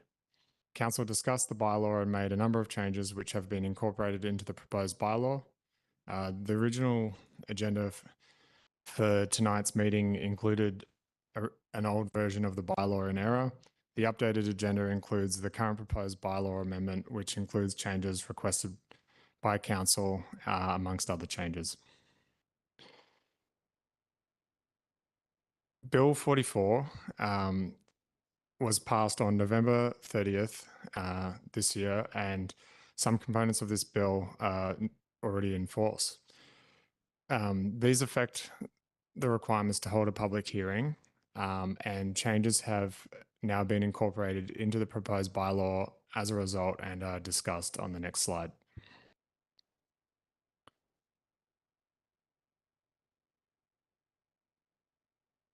The province has now passed legislation that bring changes to the local planning framework through new requirements to allow increased density in areas currently zoned for single family or duplex use. The legislation will also change housing needs reporting and public hearing requirements and require more frequent updating of official community plans together with pre-zoning that accommodates a 20-year housing supply. A memo will be provided to Council detailing the changes at the November 19th Council meeting, and I will provide an update on the parts of the bill related to the requirements to hold a public hearing as they affect this proposed bylaw amendment. Now in effect as of November 30th, zoning bylaw amendments where the purpose is to permit residential use, and residential use also makes up more than 50% of the gross floor area proposed, a public hearing is no longer permitted to be held. The bylaw must also be consistent with the official community plan. The bill provides transitional provisions that require new legislation to be applied to all zoning bylaw amendments which are yet to receive first reading. Any new rezoning applications which have not received readings where they meet the requirements will no longer have a public hearing. The legislation requires that notice is given prior to the bylaw being presented to Council for the first reading. This is essentially the same notice requirements and information that would be normally provided for a public hearing. However, it will be given prior to first reading. As a result, the rezoning application, which was to be presented at tonight's meeting for first and second reading, needed to be pulled from the agenda to allow time to provide the required notification. Additionally, references to residential-only developments have been removed from Schedule C of this proposed Land Development Procedures Bylaw Amendment, as these application types no longer require a public hearing and their inclusion would be redundant.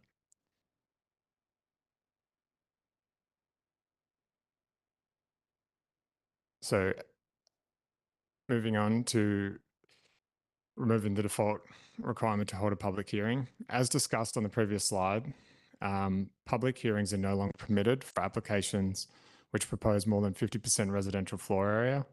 For all other applications, legislation now permits zoning bylaw amendments to take place without a public hearing, where the amendment is consistent with the official community plan and notice is given prior to first reading of the bylaw. Staff propose that amendments that are smaller in size or well aligned with OCPC policy should be eligible. The criteria for what is considered to be a smaller project aligns with the development permit delegation criteria. The criteria also includes location where neighborhood planning has already occurred, which has received significant community input to date. By not always requiring a public hearing, which is a labor-intensive exercise for staff and takes up significant council time, application and processing time will likely be improved, and staff and council can focus on larger zoning bylaw amendments or those of particular interest to the community. The benefits of making these changes have been reduced as the previously mentioned recent updates by the province have already removed the requirement to hold public hearings for a large number of the rezoning applications received by the district, which are to facilitate residential development. That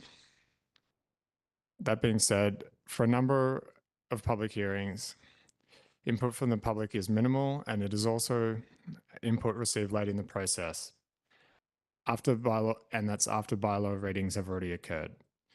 Notifications will be sent out prior to first reading, and an opportunity will still be available for public input through the development showcase, public information meetings, and letters to council, or which can happen prior to the application receiving readings by council, providing opportunity to save repeating readings due to important input received later in the process. Where there is considerable interest in an application, a public hearing can still be held where requested by council at first reading, if not prohibited by legislation. Okay. Delegation of minor development variance permits. This entails decision-making for variance applications that are considered to be minor to staff based on a predetermined set of criteria. The recommended criteria, which were previously endorsed by council, of what should be considered to be minor include siting, size, and dimensions of buildings, structures, and off-street parking and loading space requirements. Depending on the regulation, reductions or increases in the order of 10 to 25% are considered to be minor. A set of decision criteria have also been developed and included in the bylaw that staff would need to consider when making decisions on whether to grant a variance or not. Changes requested by council have been included into the bylaw, and where 3 or more variances are requested, decision-making would stay with council. By delegating decision-making for applications which meet the criteria, this would streamline the application process as it would no longer be required to be brought forward to council for decision. The benefits include staff time savings, council agenda time savings, and reduction in processing time for development variance permit applications. In addition, several housekeeping amendments are proposed as part of this bylaw as follows. Those are amendment to the signposting and content requirements to allow staff to provide accurate sign information to applicants prior to creation of the information sign, and to require additional information including the decision maker of an application, the date to request a public information meeting, and the date of a public information meeting if required. It would also update the delegation authority for development and temporary use permits for commercial space from 300 square meters to 400 square meters.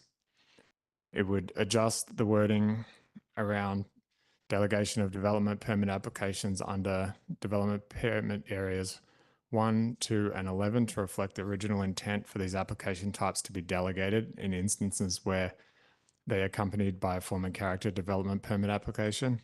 It would remove the requirement for development permits requiring a SPEAR variance to be reviewed by council. And in addition to these items, since Council last saw the bylaw at the first reading, 2 new housekeeping amendments are proposed by staff. These would be to delegate the renewal of temporary use permits to staff unless specified by Council. Temporary use permits can be issued for a maximum of 3 years and renewed once. Initial approval of temporary use permit is either delegated or a council decision, and this is depending on the size of the proposed temporary use. The land development procedure bylaw does not specify the procedure by which temporary use permits are renewed. Staff propose delegating the renewal of all temporary use permits to staff unless a condition in the permit specifies otherwise. By using this approach, if a temporary use permit is initially issued by council, but council has concerns about an extension beyond the initial term, it can be specified in the permit that renewal must be considered by council rather than delegated.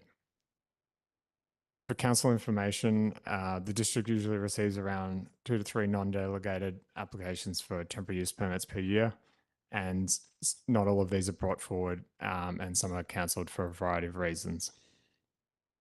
The second item is the delegation of development permit time extensions to staff, and development permits expire 2 years from the date of issuance unless construction of the development is substantially commenced prior to its expiry. Current policy guiding development permit extension allows for extension of 6 months at a time, and additional time can be permitted where applicants can demonstrate they are actively working towards commencement of construction. These time extensions for development permits are not currently addressed in the Land Development Procedures Bylaw, and staff recommend formalising existing policy as part of the current bylaw amendments. There is no specific limit on the number of extensions permissible. However, staff would seek valid reasoning for why a development could not be commenced within the required timeframe. And other minor wording changes and corrections have been included in the bylaw. And finally, the recommendation is that the District of Squamish Land Development Procedures Bylaw number 2632, 2018 Amendment Bylaw number 2959, 2023 be given second and third readings as amended.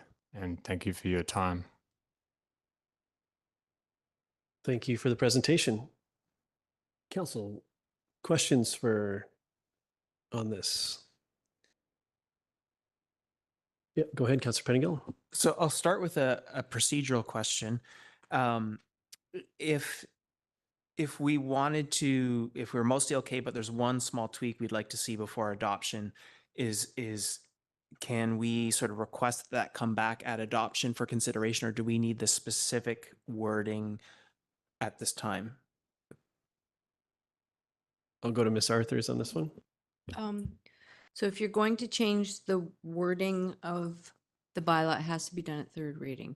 If it's given third reading tonight and you, prior to adoption, would like to suggest different wording, it has to get, third reading gets rescinded and gets a new third reading as amended. So for clarity, we could theoretically request that it come back with some changes for third reading, and staff would come back with the specific changes. But we couldn't do third reading and adoption on the same night. That would have to be split up into 2 nights. Ms. Arthurs is nodding, and it is a recommendation from staff for second and third, but council always has the discretion to maybe provide second reading and with additional criteria if that's what's required. Go ahead. If you give it second reading, it's this bylaw. And if you change it, then you have to rescind second. First is the only time where you can give instructions to bring something back changed. I stand corrected. Thank you for this line of inquiry. We're all learning. Okay, thank you. Switch gears then, if I can. So I just want to make sure I understand, if there is no public hearing requirement, does that also get rid of the, I guess, provincial prohibition on receiving information prior to adoption? So we could then, when there is no public hearing, hear from the public all the way up to adoption?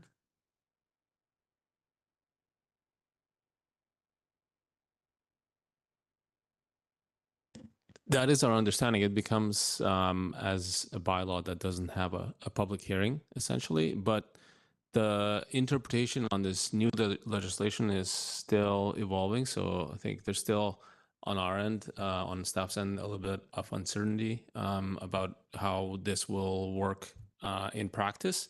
And we expect to resolve those in the next couple of weeks as information is coming out.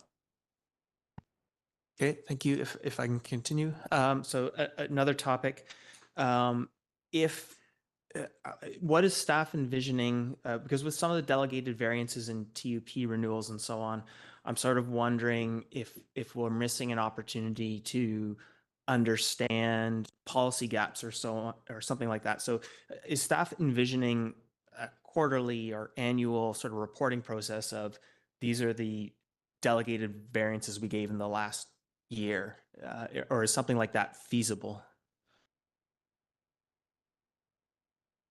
Through the mayor, I think annual updates to council would be feasible to report back on how many applications have been approved and how many of those were delegated.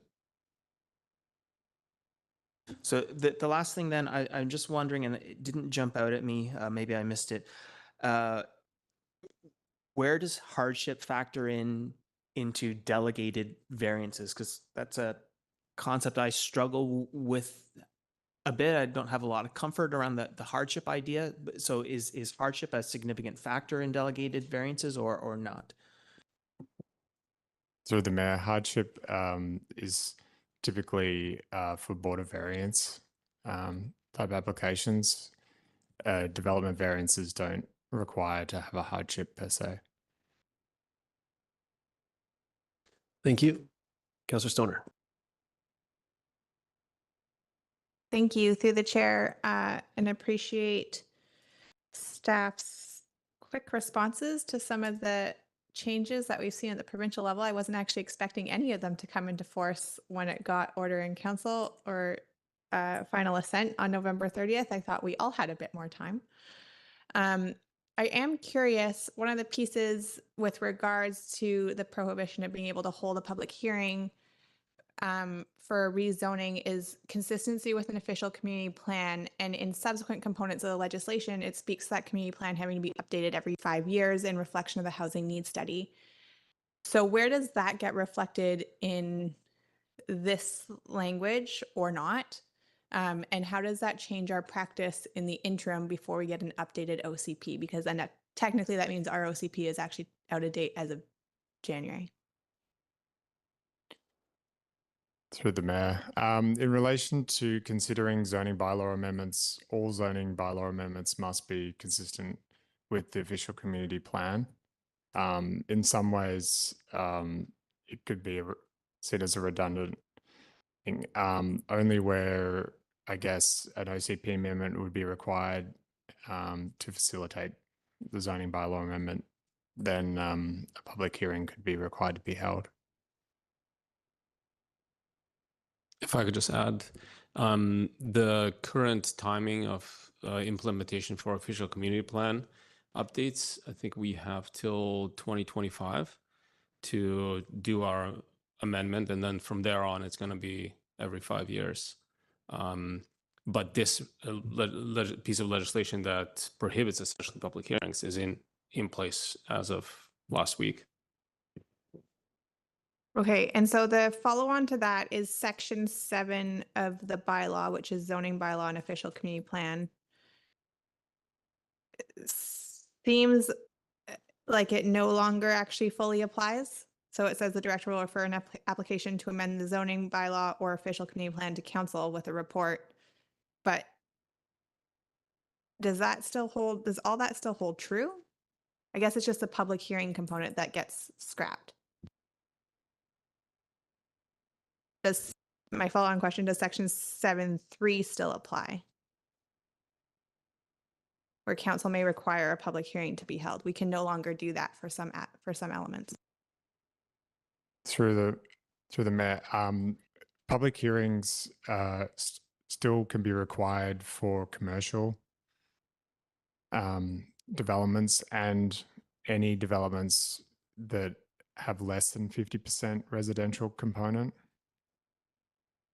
So it doesn't get rid of the need for or requirement for all public hearings, although council could choose to do so. But council doesn't technically have the authority to require a public hearing to be held anymore at first reading, as section 7.3 would suggest. Through the mayor, I guess for the way this has been drafted is to speak to items that are under the control. So where it's legislated that you can't. So the bylaw stays silent in those instances.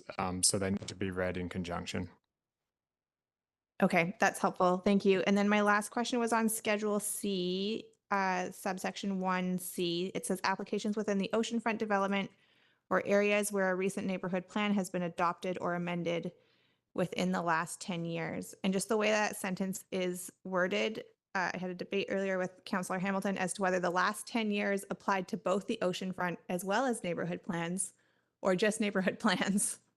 And so I'm wondering if staff can clarify. So there's an oceanfront neighborhood plan that will expire in 2027. If we don't update that sub-area plan before then, does this become obsolete?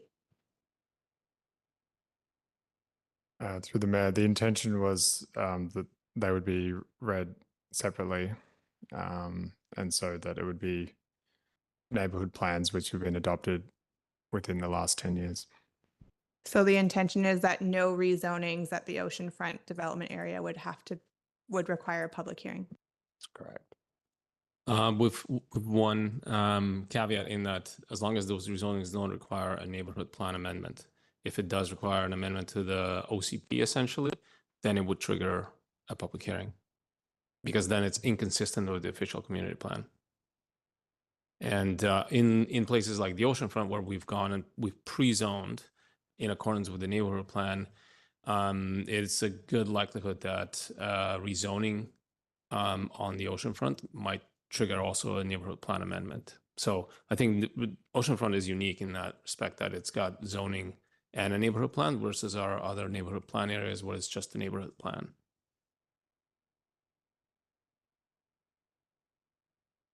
Thank you. Councillor Hamilton. Thanks very much. And I'll follow on that topic of the oceanfront. What I'm struggling to see here is that what's going to happen in 10 years from now? Is the oceanfront going to still hold this special space in our bylaw, even though its neighborhood plan was set long ago? Through the mayor, as it's currently written, it would apply, yes, in perpetuity.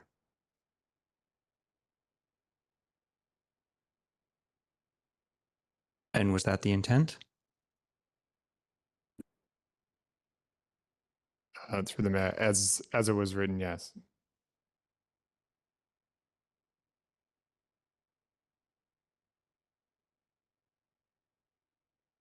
Can staff speak to what risks might be present by keeping one neighborhood separate within our zoning bylaws in perpetuity?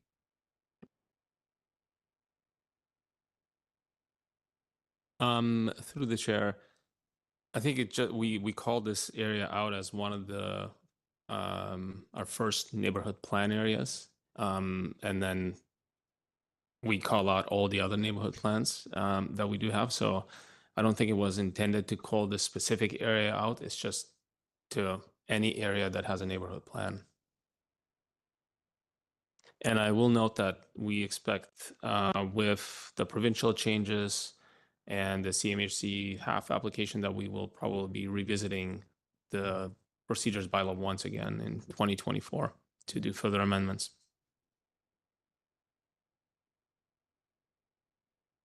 Yeah, go ahead if you have another. Yeah, one it is minor just a typo. I don't even know if this is, but in 7.2, the last few words say in not required to be held, and I think they should be is not required to be held.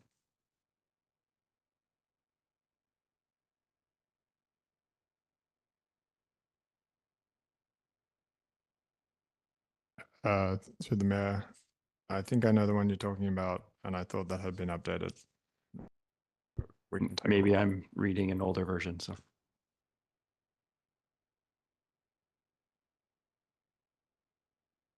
So just procedurally on this, how that a correction of that nature is that minor enough? Do we need to specifically have a motion that incorporates this feedback? Yeah, as corrected in 7.2 by changing in to is. Okay, thank you for future when we get to that portion. Thank you for that. Council, additional questions? I have one, and then I'll come back to you. I was curious around this the TUP renewal, and just when I reflect on the TUPs that we've that I've taken part in as around this table, the criteria that council ends up using to establish whether one should be granted or not, sometimes the rationale is quite varied and sometimes challenging around the table. And I wondered what policy we support staff has for those renewals. Because if you go back to existing policy, it may not be of the municipality, might not support the renewal. And I'm also thinking about perhaps a renewal, council could consider a renewal perhaps problematic. That use ended up being problematic or no longer desirable in that location, and would not maybe want to grant a renewal. So what policy is there to support staff's work on those renewals in those types of situations?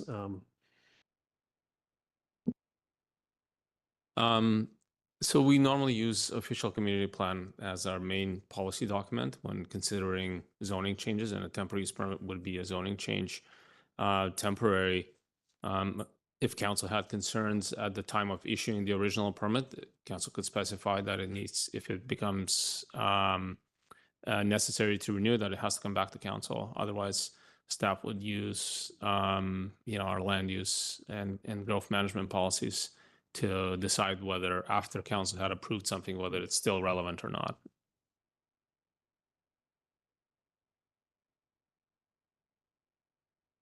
Yeah, thank you. I foresee a clause in TUPs in nearly every TUP about coming back to council without having the ability to sort of understand the full criteria that would be used there. So let me sit with that one. I'm going to go back to Councillor Pettingill, and actually Councillor Anderson. I don't think you've spoken yet, so Councillor Anderson, then Pettingill. Thank you. With respect to Schedule C zoning bylaw amendments not requiring a public hearing, there's reference to Sea to Sky Business Park. And I just wonder if I could have my assumption confirmed that this only refers to the Solterra development north of Commercial Way.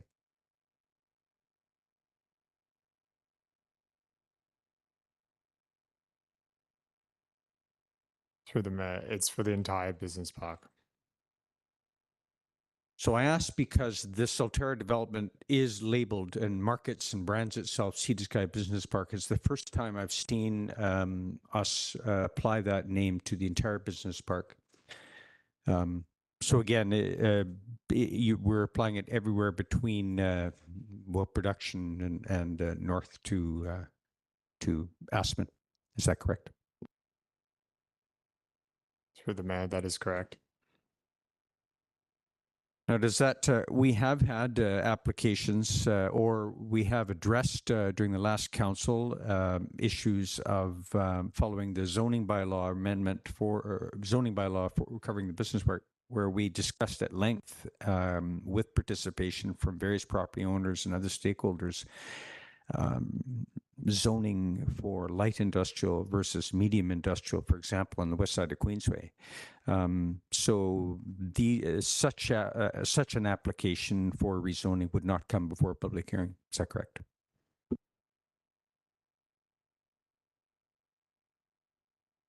Through the mayor, if it met the criteria for size and for commercial nature.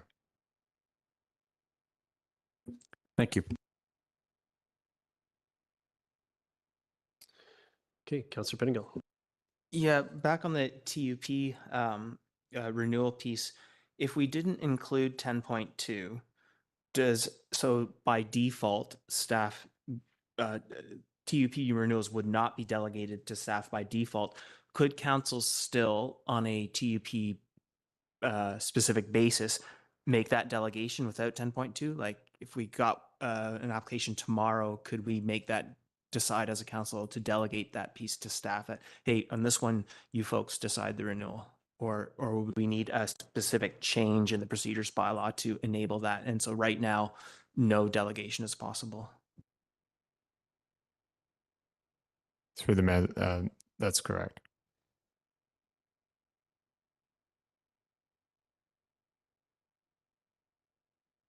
Okay. Additional questions? This one, we have a recommendation for us, the bylaw. Go ahead, Councillor Pettingill. Try not to make a comment, but maybe ask for a bit of help, because I guess I'm considering moving. What I would like to consider doing is moving the bylaw, but where the default is for staff or for council to be able to delegate TUP renewals, but not for the delegation to be the default that we can opt out of. And I don't want to go through all that rigmarole if the rest of council isn't that fussed about it. If there is some sort of support for that, then I might ask if staff could take 5 minutes and propose the wording. So I don't know if I can ask that at this point, or if I'm asking for a straw poll, or. Having thought about this since I started this line of questioning, I think just whether it's something we want to do, we'll ask staff as to if that is what we want to do. I think it's okay with having a bylaw that we need to know, that council needs to know how to work with. So which position is the default position is kind of irrelevant, because we do have both options available to us, even as written, where if we issue a TUP, we could stipulate at that time that we'd like to see it back, or we can not have that stipulation in. So whether it starts, I always like to have questions framed in the positive rather than the negative, but I think it's semantics at this point. It comes down to council's awareness of this issue when we're debating, when we're considering TUPs. I think I got to a place of comfort with. I don't know if that's enough for you as to like what it would take to sort of invert this. I think that's maybe a question to staff as to how big a change that is. That something that can be accomplished this evening, or is this something that would be part of a refer back to accomplish?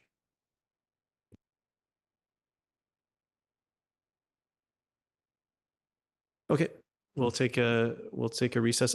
I do see another hand. I just want to make sure that just before we recess, Councillor Stone, did you have a question? I just want to see if it could be included in this staff huddle. Okay, that's fine. We'll take a quick recess for that. So to staff, is 5 minutes enough, or do you need 10? 5? Okay, we're good with 5. So we'll be back at 20 after. Thank you.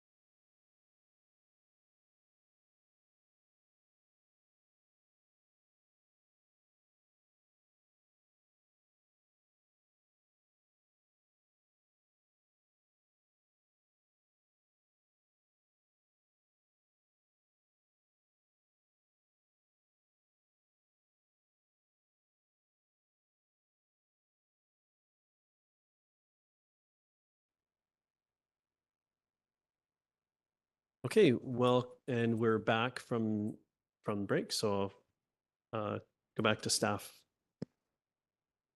Yeah, so thank you, through you, Mayor. We considered whether would it be possible to make a change to the bylaw in response to Councillor Pettingill's request, and as it pertains to council delegating renewal on a case-by-case basis versus renewal being delegated automatically unless council says they want to do that.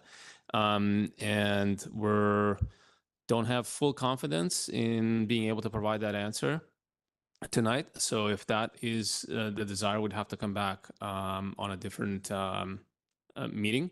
We would recommend, given that we're going to be coming back in 2024, to do another procedures bylaw amendment, that could be something that we revisit in 2024.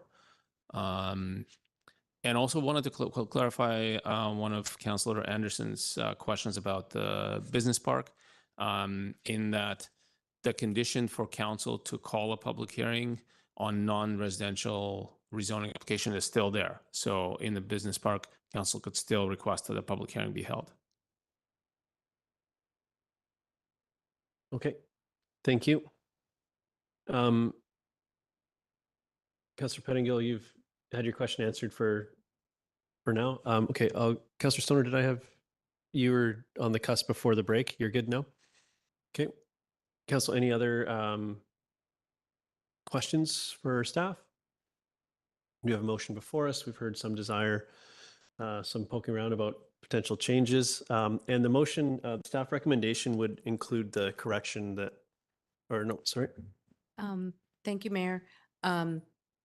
Ms. Von Blodo corrected me that the non-redlined version that was handed out, only got the redline version. It actually has a corrected clause already done, and my mistake. Okay. Disregard. Thank you. Good catch to everybody that caught it. And so we have a staff recommendation before us. Is someone looking to move that, or an alternate? Councillor Hamilton? I'll move the staff recommendation. Thank you. Seconded by Councillor Stoner. Thank you. Any comments on this? I guess go to the seconder, Councillor Stoner.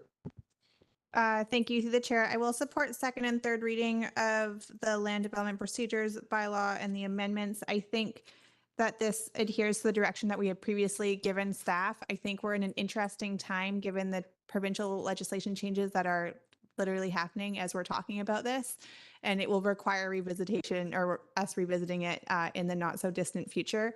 With respect to the discussion that's been had with the delegation of the TUPs and the extension of the TUPs, I feel comfortable with that. We often put conditions associated to TUPs, which I think will either provide guidance to staff when they decide on a renewal, or it's easy to add into a condition that we want it to come back to council for that consideration if the impact is going to be big enough on the community or potential unintended consequences. So I feel comfortable with that language, and I think hopefully this will help expedite and make a little bit more expeditious of our land development procedures. Thank you. Thank you. I think I saw hands on both sides here. I go Councillor Anderson and Pettingill. Thank you.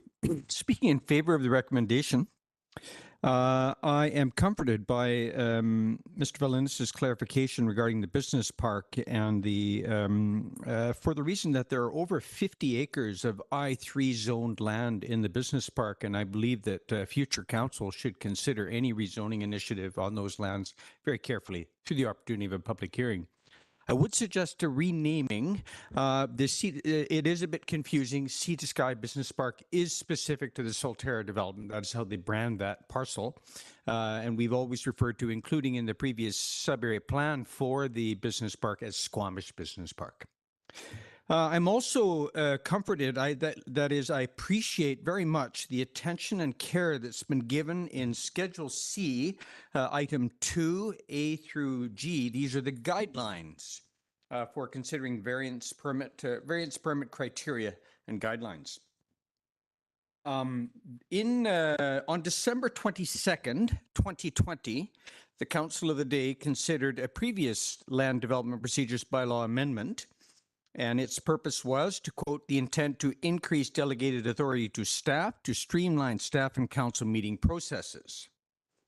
Further, Council can focus and streamline its agenda toward its strategic priorities and policy decisions. I'm going to be making some general comments here, and I know they will potentially come from the public as well, with vis-a-vis council and staff respective roles. I think that we should consider ongoing the opportunities and mechanisms for council to consider its strategic priorities and policies, and not least on industrial land management. Previous councils had committees with various policy area mandates, including land use and community development. And I think we might take the chance to reflect on that. They had their pluses and minuses, successes and otherwise, but they did give room for policy discussion, I think might be said. Are committee of the whole meetings sufficient for this? Well, it depends. There can be various constraints, including how initiatives are presented for discussion. And there can also be, for example, omnibus packages that are complex and detailed, and the devils can be in the details. We can also have agenda time constraints. So my general point here is we need to all, staff and ourselves, be actively managing council's opportunity for addressing and discussing strategic priorities and policy decisions. I think that this should be considered an important work in progress. Thank you. Thank you. Councillor Pettingill. Yeah, thanks. I will be supporting the recommendation. I appreciate, or one of the things I appreciate sort of big picture in all of this is it really aligning and making efficient use of our OCP. And we've already had good engagement with our OCP. I think we have a strong OCP, and being able to leverage that for more efficiency in our process. We want good decisions, but we don't want to waste resources on getting those decisions. And I hope this will help get us there. I do still have some anxiety around the TUP piece and the idea that delegation is the default rather than an option, which is my preference given some of that anxiety. But given that we do, with this change, have the option to opt out of that delegation of renewal, and the fact that there will be an opportunity with another bylaw update this coming year to amend that, and then also a little bit of trial time, I'm comfortable that we can move forward with what is here. I do think in terms of the variances, it's really important to me to understand or get a sense of what sort of things are requiring variances, and is there a broader policy change that needs to happen. And so if this passes, I will follow up with a resolution just on an annual report to understand the variances that have been granted. But I will speak to that or attempt that after this. But otherwise, pleased to support this. Thank you. Thank you. Other comments? I'll be supporting the motion. I think I'm impressed with the how nimble we've been to make these changes to stay on side with an ever-changing environment from the province. I do think efficiencies are part of the puzzle as we as an organization, as we strive to achieve any of our goals. So I think this is totally appropriate with increasing being mindful where, but having the appropriate level of delegated authority, I think, is incredibly important. On the TUP renewal piece, I expressed some concern about that, but I'm happy with the answer from staff that we always have the opportunity to apply apply when we approve. If we approve a TUP, the renewal, we can put some stipulations on the renewal that it does come back to council if that's from the onset. So I'm happy with that, and I do think that particular piece does deserve and will likely get a bit more focus in the upcoming update on this. So I'm happy to move forward. Go ahead, Councillor Sort. Can I propose an amendment to the motion? You can try. Just in reflection to one of my council colleagues' comments, that we provide second and third reading to the bylaw with the following change, that Schedule C1B read non-residential applications within the Squamish Business Park. And Mr. Valenisis is going to say, I can't do that right now. Yeah. Absolutely. The Sea to Sky Business Park is a term already used in the procedures bylaw, and it talks about a specific area. I just put a note down that when we come back in 2024, we will propose changing all the terminology. I withdraw my motion. Thank you. All right. Thank you for everybody on that one. With that, I will call the question. All in favor? Motion carries unanimously. Thank you very much.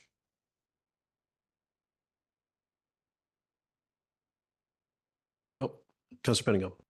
Yeah, I just want to close the loop. I said I was going to try another resolution, but I realized we're not at adoption yet, and I think my resolution would be more appropriate at that point. So I'll follow up with staff on what a strong resolution would be if or when we get to adoption, and we'll tackle that then rather than now. Okay. I appreciate the foreshadowing. We're going to go to, so next is, we have Mr. We're on to item 9C, subset 1, Mr. Russell on utility rates. Thank you so much.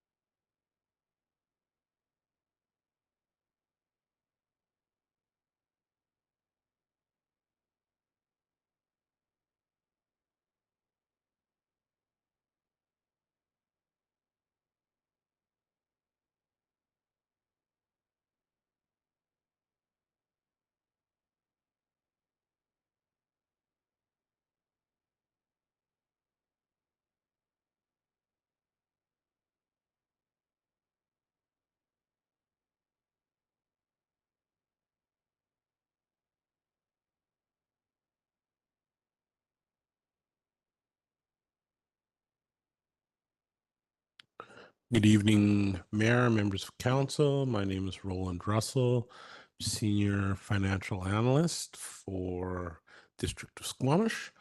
And with me is our General Manager of Finance, Heather Boxrud.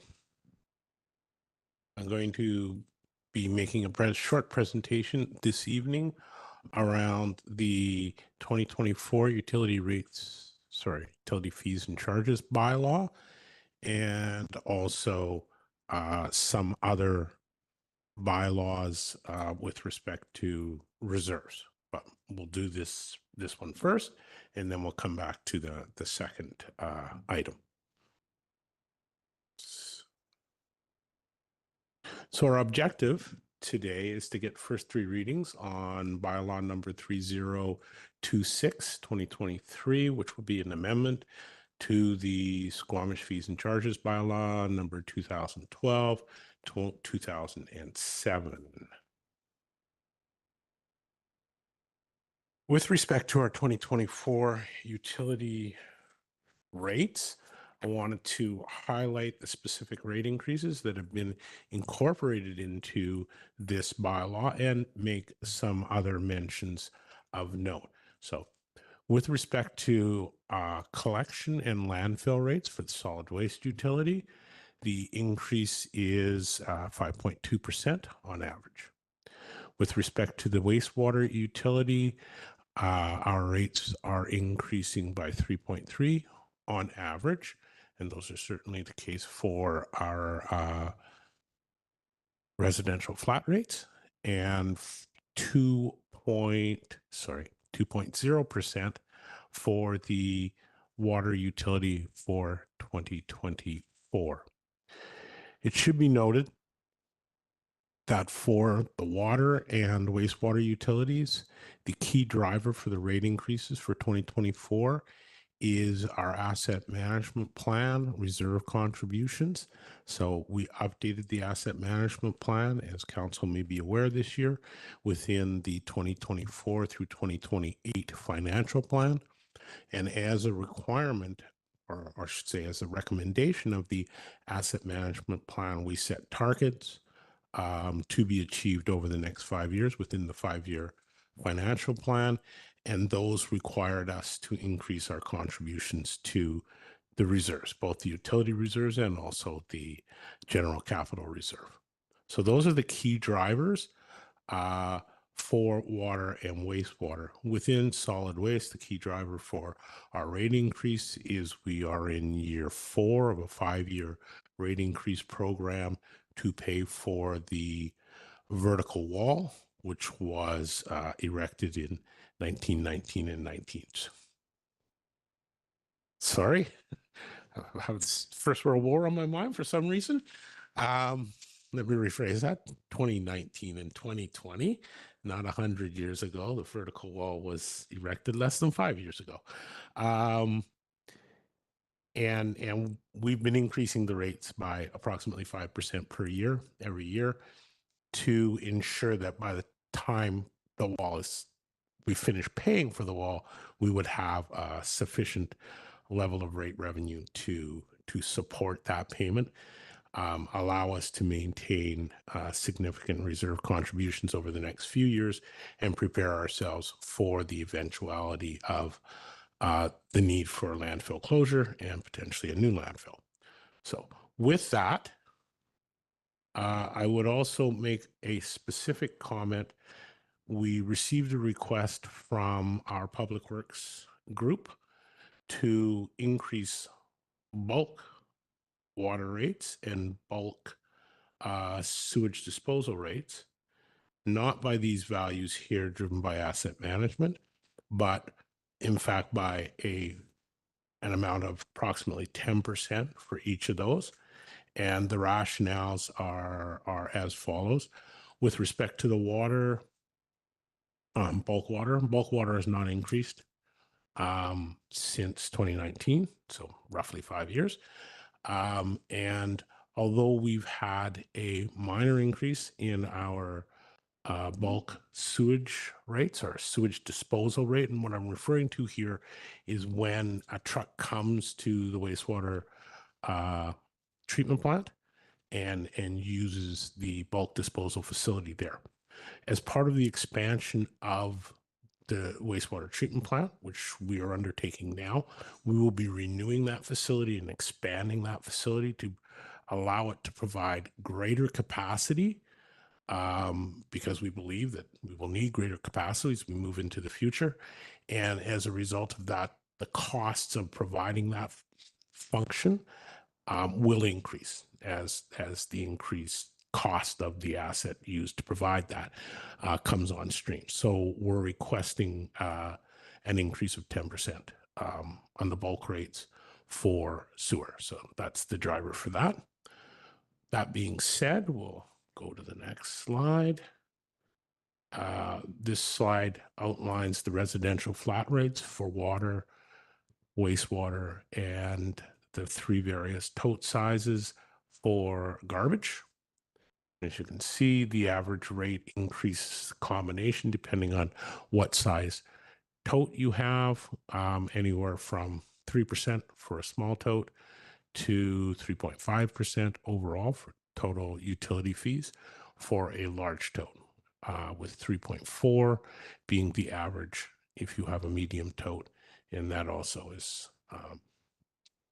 where the bulk of our customers reside.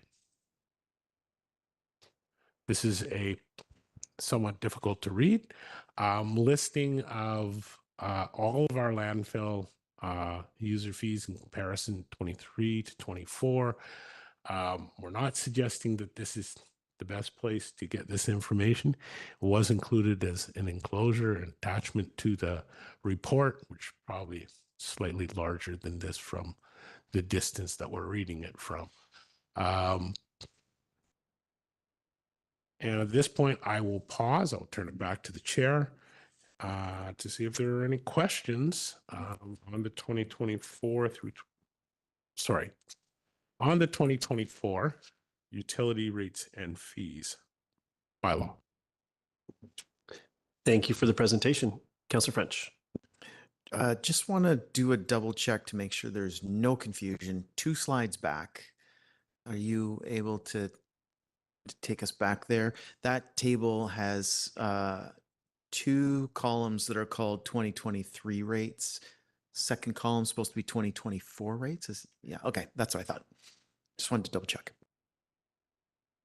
I apologize. I think you spotted that last time too. All right. Thank you for that clarity. Other questions? Go ahead, Councillor Hamilton.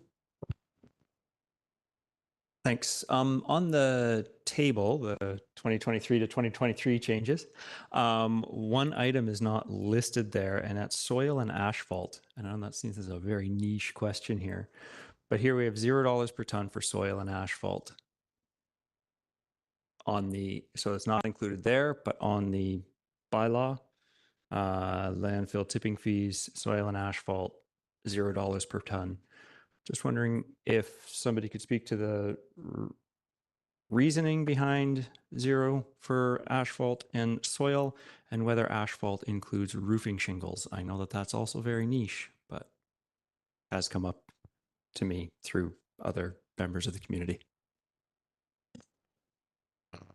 Through the mayor, if I may. The reason that it is 0 is, in general, that references to soil, and soil is used as a coverage at the landfill. So we actually need soil. So it's better for us not to ask people to pay to bring it to us, since we're going to use it anyway. The amount of asphalt, my understanding is the amount of asphalt that we get in this manner is not significant, given the total coverage requirements for the landfill. So it's not an exorbitant amount. And I do not believe that asphalt includes roofing shingles. I believe that they are considered refuse, and in fact probably a sort that would well, you'd have to pay the regular amount, whatever the appropriate charge would be for that. Thanks. And I assume the ambiguity came from the fact that they're asphalt shingles. So, okay. Second question, and this isn't relating to the bylaw as it sits, but more to my understanding of how we meter and what our plans are in the future in metering. I noticed that we have, for ICI and multifamily, we are metering and proposing rates based on usage for water, but our sewerage remain fixed rates. I would assume that the amount of sewage produced is proportional to the amount of water consumed. Is there any plan to make sewerage tied to water consumption, or is the plan to keep those separate?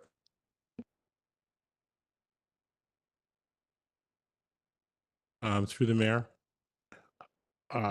it's a 2-step process where the intent is to complete the metering and measuring and using those meters to measure the water and allow us to determine what the appropriate rates would be at the time that we move from this current system, which is somewhat hybrid between metered charges and usage charges based on type of business, I guess, for lack of a better way to put it. The intent is to move both water and sewer at that time. The reason that you're not seeing any proposed sewer charges is we haven't done the calculations at this point when they're not quite as progressed, as far forward as the water calculations are. So we don't have a set of rates that we're willing to put into a bylaw at this point. Those will be calculated. We will be testing those rates to ensure that they would generate an adequate amount of revenue, and they would all be rolled out in conjunction with the water rate, with the new water rate bylaw, which I believe is intended for 2025. Okay. Other questions? Okay, we have staff recommendation before us. Moved by Councillor Stoner, second by Councillor Hamilton.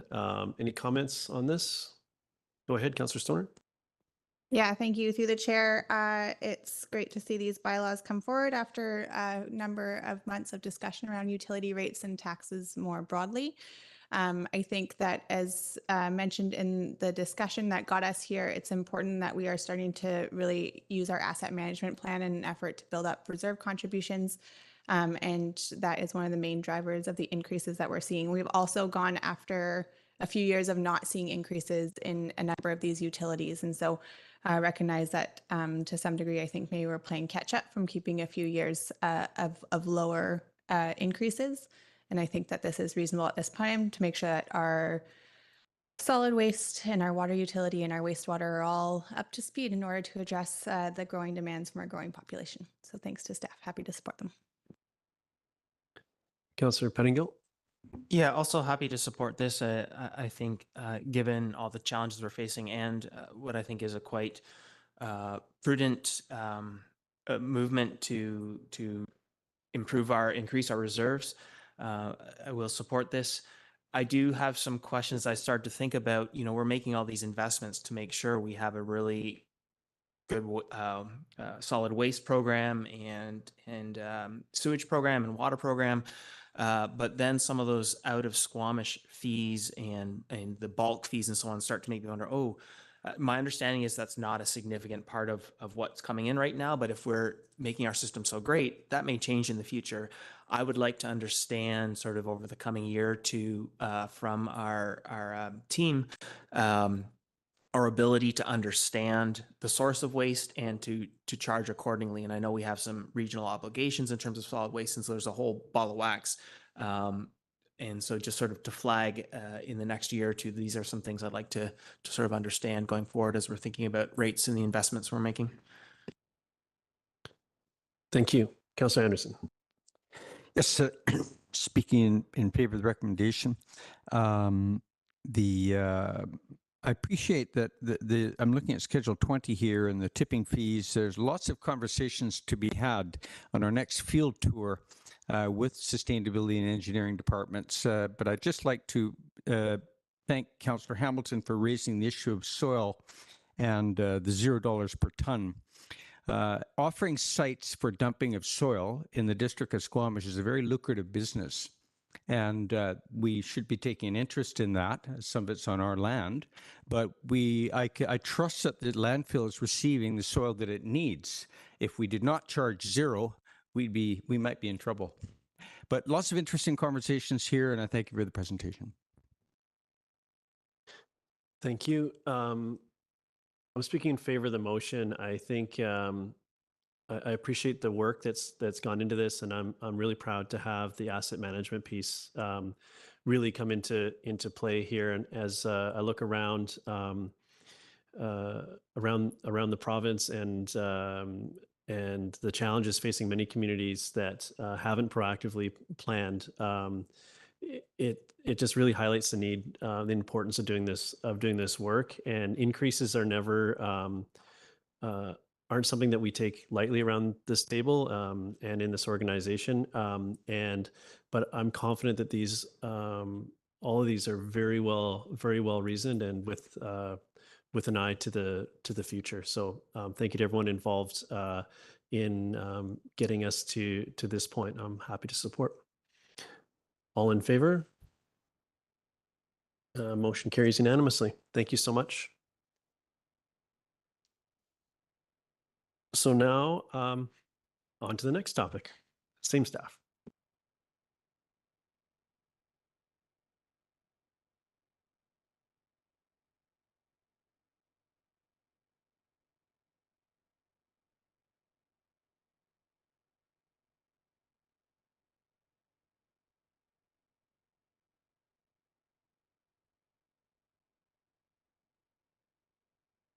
Sorry, we'll get your microphone on, please.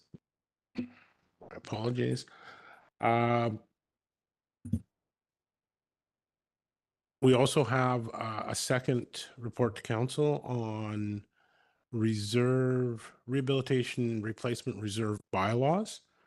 And we are requesting 3 changes to or the same change 3 times to 3 different bylaws.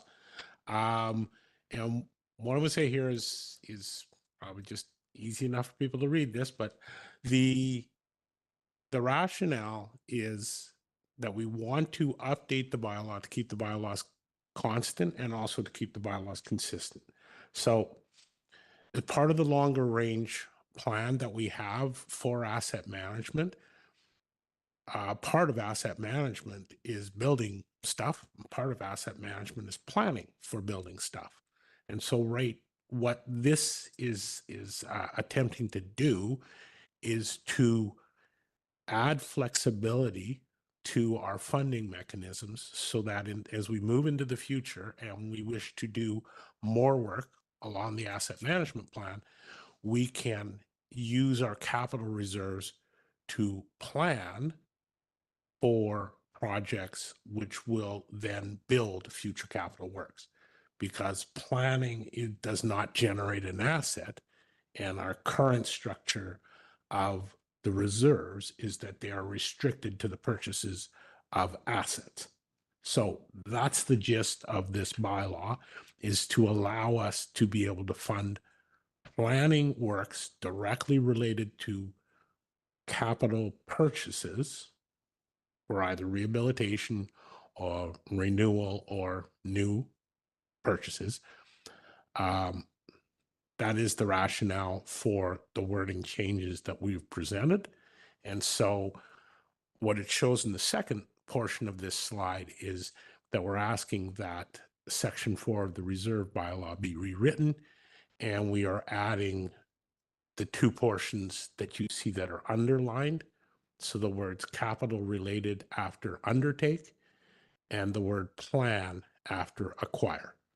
And so that is to get the new Section 4 of the bylaw to read as it does there, for the purposes of undertaking capital related projects that acquire, plan, rehabilitate, or replace. And then I use the term specific fund because in each fund it would say water, wastewater, etc., capital infrastructure, equipment, and software. So that's the wording of the bylaw that we're requesting. There are 3 bylaws, and we are requesting 3 readings on each of those bylaws. Okay. Any questions? What we've been presented, Council? We have 3 recommendations before us.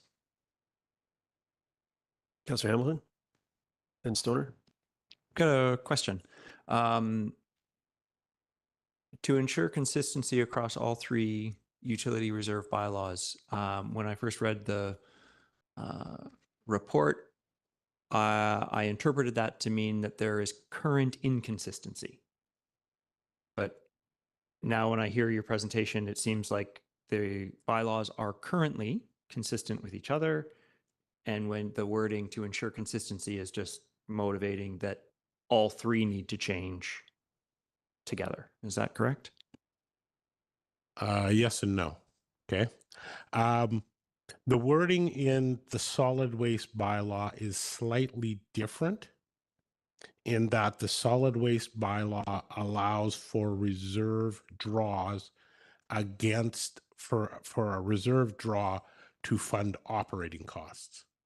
So it allows for operating costs that are not capital related. Okay. And that was done specifically to allow the solid waste utility to fund the vertical wall, because the cost of the vertical wall was higher than the amount of revenue we could generate through rates. So we needed the ability to use the reserve to offset that. In the other three reserves, there is a total restriction against the use, or I should say, there was a restriction against the use of the reserves for purposes that were not directly related to capital assets, and it was that portion that we wished to change. So now all of them, all of the four reserves, you have the ability to use them for capital related operating expenditures. I hope that answers your question. Yes, it does. Thanks. And I've got one more. I do have a concern, and I know I'm speaking to a finance people who know these principles far better than I do. But the notion of, in accounting, separating capital expenditure from operating expenditure seems pretty hardwired. Yeah. And there must be good reasons for it. It feels to me like we're bleeding our operating expenses. We're bleeding things that are not capital out of our capital reserve funds. For example, is there a risk that we're going to engage in some planning, pay for that planning out of our capital reserves, and never actually see the capital that comes from that planning? Through the mayor, we chose this wording as carefully as we could, and thank you, Councillor Hamilton, for putting out the fact that, yes, as finance people, we do try to keep that line fairly firm. Yeah, it is something we push for. We tried to word this as tightly as possible to limit the ability to use the capital reserves for any type of operating expenses that were not directly capital related. And you're right, the offset could be that you drain your reserves so you don't have to increase taxes or rates. Which is why finance does not appreciate that. Is it possible? Yes, but it's probably would probably require direction from council to override the intent of the bylaw. So I don't think it's something that finance would necessarily propose, but I can't read into the future quite that far. Sorry. Ms. Buxford? Thank you. Just to add to Mr. Russell's commentary. So the asset management plan and the capital contribution for the reserve funding incorporates these plans specifically because they relate to capital acquisitions, rehabilitations. So that is what we're putting that money away for. So it's for those specific items to ensure that we can plan appropriately for capital. So that is why, as Mr. Russell mentioned, we've highlighted the words capital related to really try to ring fence that to only capital related planning. Absolutely, there's always the possibility and risk of an intervention in any kind of capital plan to say don't do that, and so you have a portion of sunk cost. This would be in the same instance that sunk cost. There's also a lot of times if you have a capital that's right off of the heels of the plan, you can incorporate that in accounting rules. You can incorporate that into capital, into the actual capital asset as a cost of that asset.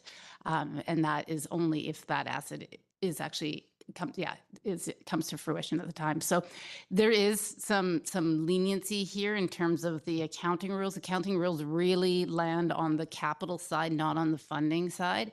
But our asset management has absolutely incorporated this into the funding scheme. Thank you. Councillor Stoner? I was going to move District of Squamish Rehabilitation Replacement Reserve Sewer Bylaw number 2348, Amendment Bylaw 3022. Thank you. Seconded by Councillor French. Any comments? Councillor Pettingill? Yeah, happy to support this. And again, just to reiterate, I'm glad to see our movement towards our asset management plan and reserves and taking away some of the spikes that can come if we don't have reserves or if we're dependent on debt and interest and so on to fund these things. So, you know, it means saving money, putting money aside isn't always easy, but I think it's very prudent, and glad to see we're taking these steps to which over the long term should benefit taxpayers. Thank you. Thank you. I'll have some comments that'll apply to all of these, and I think the asset management is so important. I'm happy to see thought given to actually how we get these funds into play, and I think this is some important changes, and we know that at certain points in time, reserves are meant to be topped up, and at other points in time they need to be drawn on. So I'm happy that we're considering both aspects of this sort of from the onset at this point. So happy to support these changes. I'll call the question. All in favor? Motion carries unanimously. Thank you. So next on the list will be the reserve policy for water. Moved by Councillor French, second by Councillor Hamilton. All in favor? Motion carries unanimously. Thank you. And next up, we have the District Squamish General Bylaw number 2346. Moved by Councillor Hamilton, second by Councillor Stoner. All in favor? Motion carries. Thank you. Oh, we made it past. We've already done third reading there, so we're on to adoptions. Now we, as per usual, we don't have a presentation with these adoptions. So I'm going to go. I'll move the first one for 2595 Mapcom Road. Seconded by Councillor Hamilton. All in favor? Motion carries unanimously. Thank you. Next, we have the step code 3 option. So bylaw 3020/2023. Moved by Councillor Stoner, second by Councillor Hamilton. Comment? Yep. Yeah, I just want to recognize that we did receive some correspondence and some concerns around the move here since we provided third reading. And just to speak to that a little bit, that this is an interim measure and that this will be coming back for more fulsome review in terms of how we incorporate the step code components into this more broadly in 2024. So I continue to feel comfortable where we're at in order to help address some of the challenges that we're seeing in the cost escalation for especially market and non-market housing, or sorry, market rental and non-market rental housing. And we can address the broader implications of this decision in a more robust format in 2024. Thank you. Councillor Anderson. Thank you, Chair. I would also like to address the correspondence we've received on this matter. I think that this will be an ongoing important discussion as we fine-tune policies and face evolving realities for climate action and our built environment.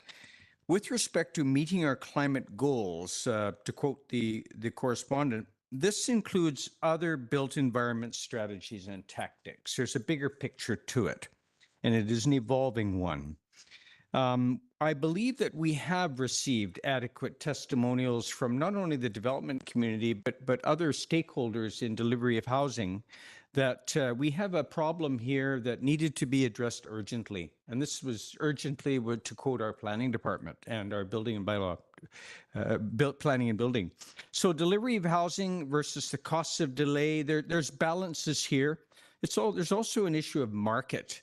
And the housing market is something faced by all buyers, including low income and supportive housing categories.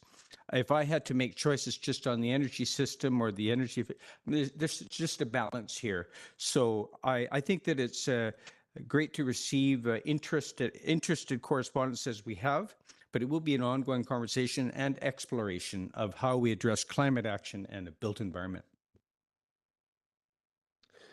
Thank you. All right, I'll call the question. All in favor? Motion carries unanimously. Thank you. Next up, we have the housekeeping amendments for the DCC bylaw. Moved by Councillor Stoner, second by Councillor French. Any comments on this one? Seeing none, I'll call the question. All in favor? Motion carries unanimously. Thank you. So now we're on to staff reports. First we need to do these individually. We need to do these individually. I'll turn that into a statement. First up, we have the 2024 regular business meeting schedule. Moved by Councillor French, second by Councillor Stoner. All in favor? Motion carries. Thank you. And then we have the acting mayor schedule. Moved by Councillor French, second by Councillor Stoner. All in favor? Motion carries. Thank you. And then I have a quick, sorry, there wasn't, there's two items that are inverted here, actually. The recommendation from myself was actually, Councillor, in relation to first alternate at SLRD, it's just inverted Greenlaw and French. So Councillor French as first and Councillor Greenlaw as second. And also at the Economic Partners Forum, it should be Councillor Greenlaw there, not French. So with those, I'll move those with those changes. Yeah, go ahead. Yeah, thank you through the chair. Just a quick question. On Community Forest Board, in the past, we've had 3 representatives at that board, and I'm just curious why the decision's been made that there's only 2 now. Thank you. The Community Forest Board has for a while been operating with 3 appointments from the municipality and only 2 from the nation. So I wanted to balance the board at this time so that the numbers are equal. And over time, the intent of the Community Forest Board is, or of the community forest, is for it to be a community-led organization. So we will be transitioning over time to appointees that are not elected officials from the community at large into some of those positions going forward. Timeline and what that looks like to be determined, but we're going to maintain that. That's why my recommendation is for 2 at this point. Councillor Anderson? Burford, I may have missed your first amendment. The second one was regarding the Economic Partners Forum. Was there another change that I may have missed? Yes, thank you. Regarding the alternates at the SLRD, there's been a change here as well, where last year we had an alternate assigned to each individual director at the SLRD. And it became evident that this is a better, having a first, second, and third alternate is a more efficient way to be represented on that board, so that the first alternate has a lot of experience and can step right in if any of the seats are if that's needed, and also if, for instance, if I wasn't able to attend a meeting and my alternate wasn't, then we wouldn't be able to send someone in the current situation. So this addresses that, as being able to have a deeper roster to ensure that we always have representation, and the most effective representation possible with those 3 seats that we have at the SLRD. So with that, I move those recommendations. If there's a seconder, seconded by Councillor Stoner. Thank you. All in favor? Motion carries unanimously. Thank you. We we had late agenda items. We no longer have late agenda items. Correspondence, we have no correspondence action requested, but we do have a correspondence referred from the consent agenda. Councillor Pettingill.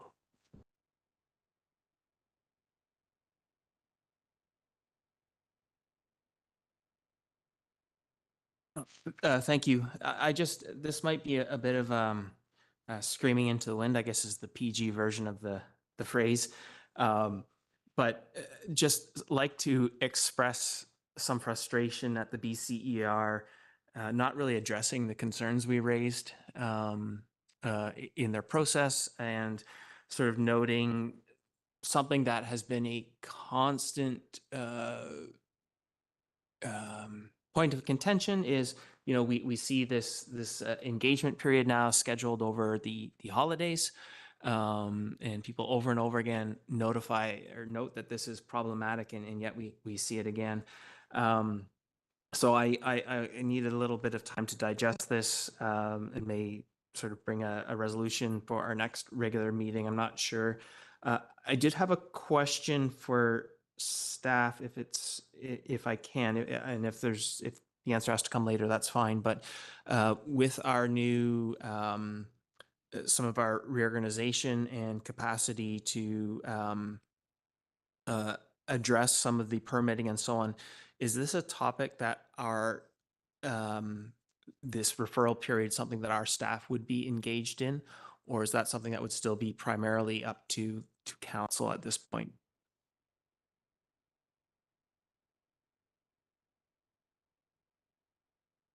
I think I'd have to take that to staff to have that question put to them.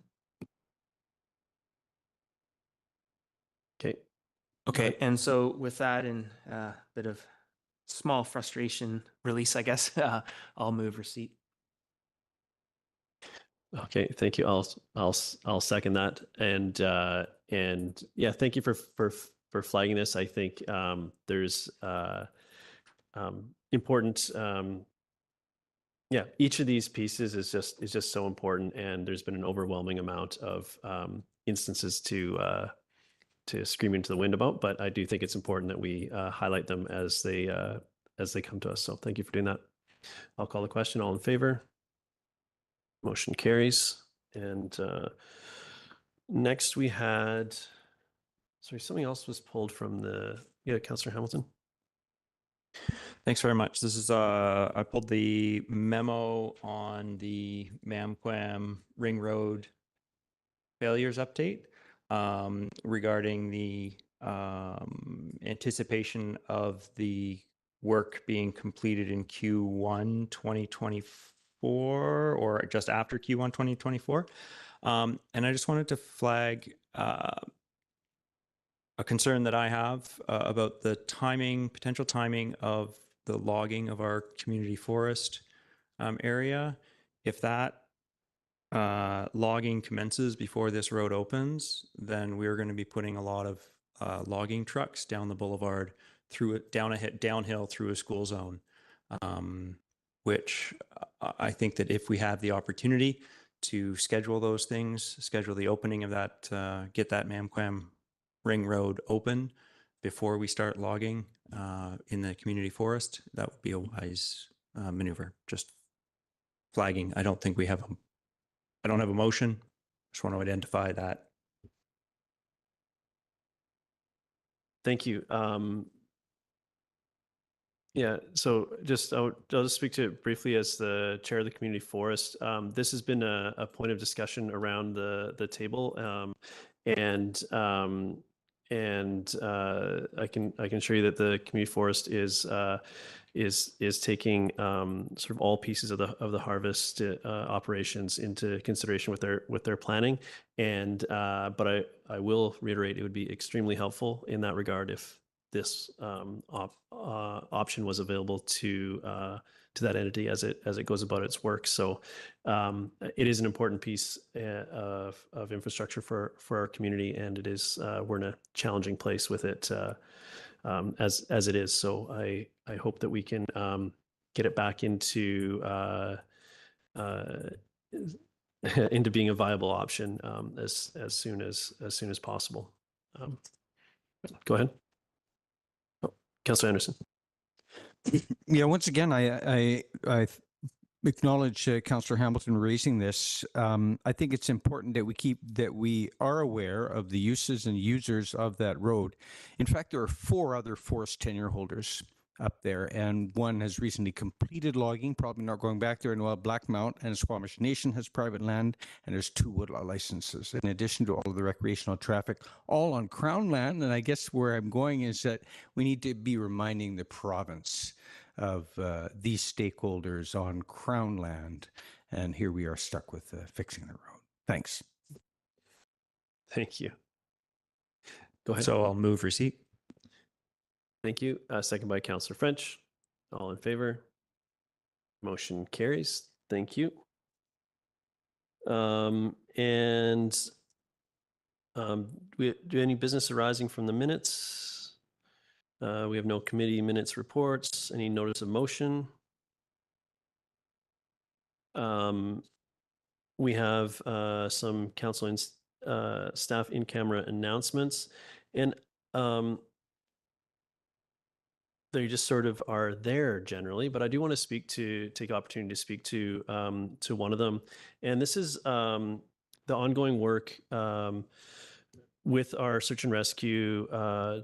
I'm just really excited about taking this step and being able to move forward with a planning and a process to have an appropriate facility for this group that does such important work in our community. So I'm quite excited about this piece, and I look forward to that work progressing and seeing what we can achieve as a community to realize a long-term home that's theirs for our search and rescue group.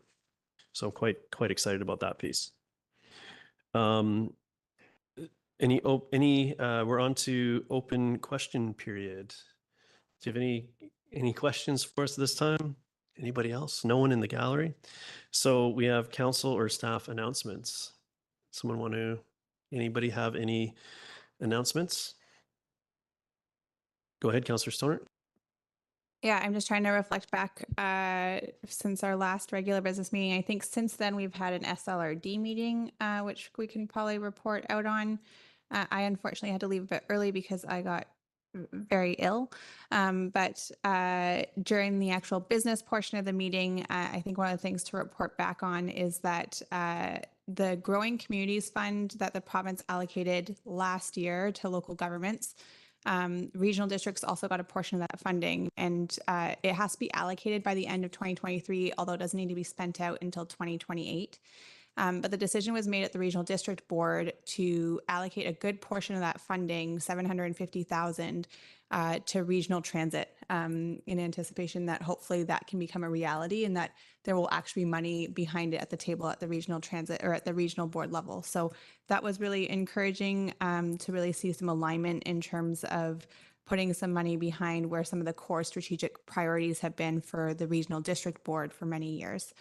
I think that was the main highlight from that meeting, with the exception of the next day was a northern tour of Area A, and someone who was actually on the road can speak to it. 2 other things I just want to highlight coming up this week. Tomorrow is a youth council meeting that will be held at Howe Sound Secondary at the library. All of council is invited. They will be doing Cubs Den, which is a mini version of micro granting, to try and find some projects that'll be led by youth that'll have great impact on youth, and they'll be pitching their projects for support from their peers tomorrow. So hopefully those of you around the table can join that meeting. And then also just want to flag on Thursday, there's an intercultural Christmas celebration from 3:30 to 6 at the Unitarian Church, put on by the Welcome Center and Newcomer Services. And I'm sure that'll be a fantastic event as well. Thank you very much. Okay, thank you. Councillor French. I'll just share that I attended the annual Santa Parade on Saturday evening, and I think it might have been the longest Santa Parade in the history of the community. It just kept going and kept going, and the crowd downtown was significant. There's a a photo that was taken off of the last float with basically the whole of Cleveland Avenue packed with people following the Santa float out at the end. And a particular highlight for me was the new search and rescue vehicle was one of the floats. The Defender was in the parade. So kind of exciting to see that vehicle on display. All right, thank you. Councilor Pettingill. Yeah, I just wanted to speak a little more, and thank you, Councillor Stoner, for introducing the topic of the SLRD trip, where we went to Lillooet, had our business meeting, and then got to tour Area A. And I think that's relevant for a couple of reasons. One, there are some people in Squamish that had cottages and so on Gun Lake, which is one of the main areas we toured. They had significant fires there, structural losses. And it's a bit of a sobering thing to see, to talk to people. We saw the place where the fire NATO happened, which ripped trees out of the ground and they exploded in the air. So this was a significant event. I guess one of the things that's been apparent to me going through this process is my sense that with the flooding in Abbotsford and the fires in Lytton, the province more quickly, it seems, was able to step in and address some of the concerns. I think with the fires across the province, it's been a little more challenging for the province to respond. And not everyone is prepared with insurance or sort of expecting to have to deal with this and not understanding that local government doesn't necessarily have the tools to respond. And so I think the lesson for us here, and I'm going to be thinking about this as we go into our strategic planning, is where do we need to be ready? Not because it's our responsibility, but because there might not be anyone else. And I've actually had citizens in Squamish asking me more about how we are preparing for wildfires and so on. We can speak to our wildfire DPA and some of the funding in our budget around fire smarting. But this is a significant thing we see from COP28 and some of the disappointments there, but also some of the information about where we are in terms of where the climate is going and seeing the province investment in fossil fuels. And it's really hard to wrap your head around. And again, it's that point of it may be up to us to take care of ourselves. And so what does that mean as a community? What do we need to plan for? And so I think, again, that'll be an important topic for our strategic planning coming up. Thank you. Yeah, thank you. Councillor Anderson. Just following Councillor Pettingill's observation, we are tied to this in a way that maybe a little bit don't think about every day, but Lillooet Tribal Council manages timber rights in that area. It's within the Lillooet Timber Supply area, and they ship to Squamish. That is, they have had plans to do some remediation work in these wildfire-prone forests and ship material to Site B. So we are connected. And I think it has been quite a serious proposal on the part of the Lillooet Tribal Council in recent years, and they have targeted that at just that area that you're speaking of in Area A. Thank you. Thank you. Any other updates before I venture my own? So we'll go chronologically. I'll go back to this SLRD work, and the tour of Area A was really eye-opening. I've spent some time, and for those folks that don't know, this goes into Carpenter Lake, into Gun Lake, Tyotin, which is where Tyax Lodge is. There's a lot of areas that I know a lot of people in Squamish either are invested in recreation properties, or spend time in just because it's beautiful. But when I look at the damages from the fires, and how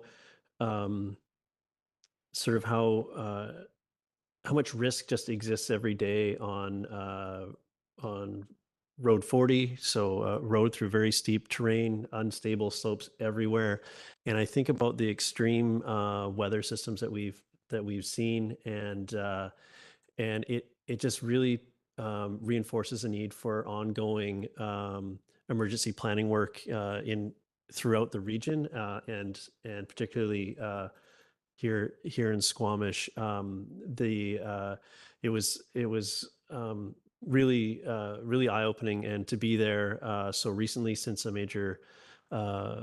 major fire, and to see what used to be structures, and really the impact that has that's had, and start to really understand the pieces what recovery could or would look like. And these are things that we don't want anyone to have to grapple with, and certainly not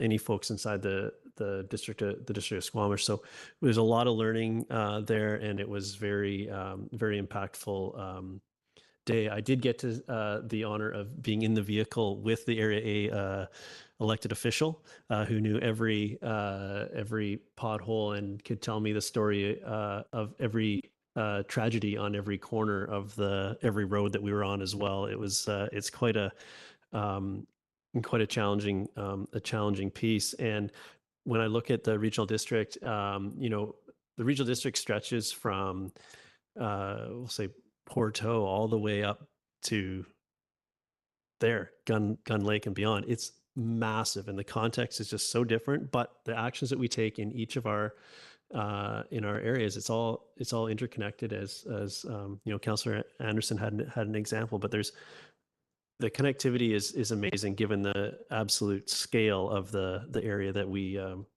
that we're in.